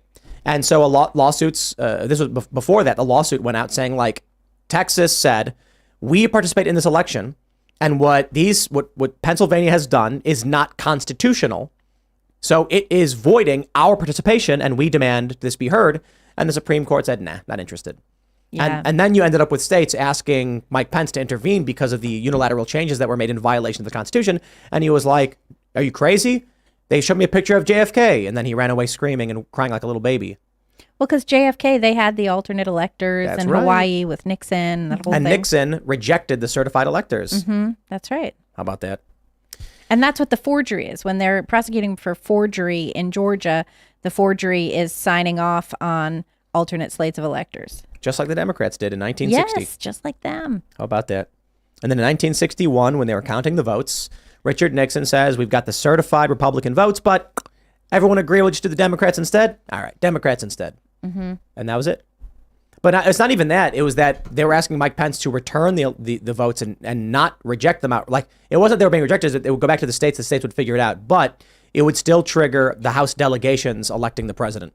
Right. And Mike Pence he's like a listless vessel. It's a good, he's kind of like, he's an NPC. You know, He is kind I was going to say he's like a very strong NPC. Like mannequin. he has this new line that he'll say that I'm very proud of the work I did with President Trump. It did not end well. And it's like it's in his book. He'll say it in interviews. He said it probably like 300 times now. And he'll say it every time thinking it's going to land just as hard as the first time he did. And it's like he doesn't have original thoughts. He's such a scripted political figure that like he's just reciting things. And he's not thinking. He's fearful, right? Like he wants to stay in the good graces of whatever establishment he thinks will protect him if anything happens. He's not willing to take any risks. Like when Vivek throws his hand in the air, I was like, yeah, I would pardon Trump. There's a boldness there that I just think Mike Pence doesn't have. Let's read some more. Chris S. says, nuke the whales. All right, Nelson. Appreciate it. Simpsons reference. All right. Summer Andre says, don't forget the 2 Republican council members killed in New Jersey. Oh, man. That's right. Yeah. Wow. And then it's funny when, I just, when I talk to people about a fear of civil war or the state of civil strife, I hear the exact same thing. There's not enough people to engage in this. And it's just like every time I'm like, how many people do you think like wanted civil war? How many people do you think were actually fighting in the American Revolution? Very, very few. Yeah. It's between 3 and 10%. Yeah. Really fighting in the revolution. In the revolution. Interesting. And what like the general sentiment from historians is that the public was split on the revolution. Yeah. Whether it was a good idea or not. Yeah, there's that famous quote where I'm not sure if who said it. They said it was John Adams something that it was 30% want it, 30% don't, and 30% don't care. But that's not true. It was more so that I read a historical assessment that said something like it was like 35% support, something like 23% opposed, and the rest were like don't know, don't care. So they're like, it wasn't the majority, but the plurality were just like, we have no idea what's going on. We don't want to know. And imagine having the government so little involved in your life that you don't care who's in charge of it. Yeah. Like, how great is that? How awesome is that? That forget you don't care who gets elected. You don't even care like who's in charge of like what the government even is, because it's so not involved in your day-to-day life. You don't even care about that. Here's a crazy one. Undermine says a single fuel pellet smaller than an inch contains more energy than a ton of coal or 150 gallons of oil. I'm assuming you're talking about fusion. It's going to be bonkers if they can like really get fusion going. And imagine if they can even miniaturize it and make smaller reactors and things like that. Plus, we got solid state batteries. Wow. It's going to be nuts. I'm curious how they do propulsion without chemical energy. So, I'm interested to see the. Oh, that's interesting. Well, so escaping orbit, achieving orbit. Yeah. There's a bunch of different ways that's been proposed. There's one we use. We use, chemical fuels, liquid solid propulsion for a rocket. Yeah. One of the proposed ways is like a magnetic slingshot railgun.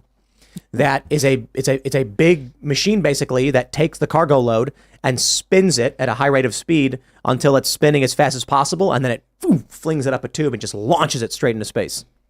That's wild. Yep. And once you have propulsion from hydrogen fusion, once you have that, now not only can you have much further and faster space travel, but you can have the kind of stuff you see in the sci-fi movies where it's like gravity's being simulated because it will continue to accelerate at 9.8 meters per second or whatever, so that it simulates gravity by going in that direction and then turning around and doing the opposite to slow down. That's right. And so not only will you be able to get to Mars in a matter of hours instead of weeks, now you won't even have to deal with the effects on your bones and muscles of not having gravity during that time. Right. Yeah. So we're like that close to this kind of stuff. That's Science so is cool. crazy. Yeah. What that's the funny thing that Yeah. people, in sci-fi movies, they'll show the ship and then there'll be a big ring spinning. Yep. And they'll be like, that's how we simulate gravity. No. Yeah. The ship is speeding up until it reaches halfway point and then turns around. Yep. So I love it because flat earthers think that's what Earth is doing. They think Earth is permanently accelerating forward, and so that pins you to the ground. That's what gravity is. Weird. Yep. And they also think there's a dome over our flat planet, and there's an ice wall, and a whole bunch of other crazy things. The firmament, yeah. It's the firmament. This is not a pro-flat Earth show, I was told. Okay. I was on a plane, and this guy sitting next to me suddenly engaged in conversation, and turned out he was a full-on flat earther. And I was like, we're on the plane right now. I pretended to be a flat earther just for meme purposes from 2015 to 2018 until my wife came into a room one time, and I was literally making a flat earth meme in a Facebook flat earth group, and she said, please stop. She's like, my our loved ones are worried. I keep assuring them this is just a big joke. They're saying, how could you do this for 3 years? I said, okay, fine, I'll drop the flat earth stuff. All right, everybody. 3 years is commitment. Yes. All right, everybody. If you haven't already, please smash that like button, subscribe to this channel, share the show with your friends if you really do like it, and head over to timcast.com, click join us, become a member. The members only show is about to start, and this one's going to get naughty. We got a lot of really nasty stuff to talk about, so we're going to talk about it in the members show, and it's time to put the kids to bed because they probably don't want to hear this. But you can also get your tickets to the Timcast Miami event on the Timcast page. You can follow the show at Timcast IRL. You can follow me personally at Timcast everywhere. You can follow me on X or Instagram. Spike, do you want to shout anything out? Yeah, sure. I'm Spike Cohen on all social media. You can find me on there. And if you want to join the fastest growing part of the liberty movement, go to youarethepower.net. And if you want this cyber bully the government shirt I'm wearing, you can go to youarethepower.net/cyber. All proceeds go to help You Are the Power. Yeah. Right on. And, follow him so you know when his salmon-related cookbook is coming out, because that's really why you're here. I'm Hannah Claire Brimlow. I'm a writer for Timcast.com. You should follow at Timcast News on Twitter, which I guess is called X now, and Instagram. There's a ton of cool work there from all of our journalists, and a lot of video stuff ends up on Twitter, so check that out. If you want to follow me personally, I'm on Twitter at HCBrimlow and on Instagram at hannahclaire.b. Thank you guys so much. I'm Libby Emmons. I'm at Libby Emmons on Twitter. You can see all the great work we're doing at thepostmillennial.com and humanevents.com. And I just want to encourage all of you guys to become members at thepostmillennial.com/subscribe. We are always working hard to bring you honest, straightforward, good journalism. And we could use all the support that you can offer, and you can come see what we're doing there. And I am Serge.com. Please be nice to Kellen for the next week while I'm gone. I'll be back on Friday for the Friday show. So cheers, guys. Right on. We will see all of you over at timcast.com in just a few minutes. Thanks for hanging out.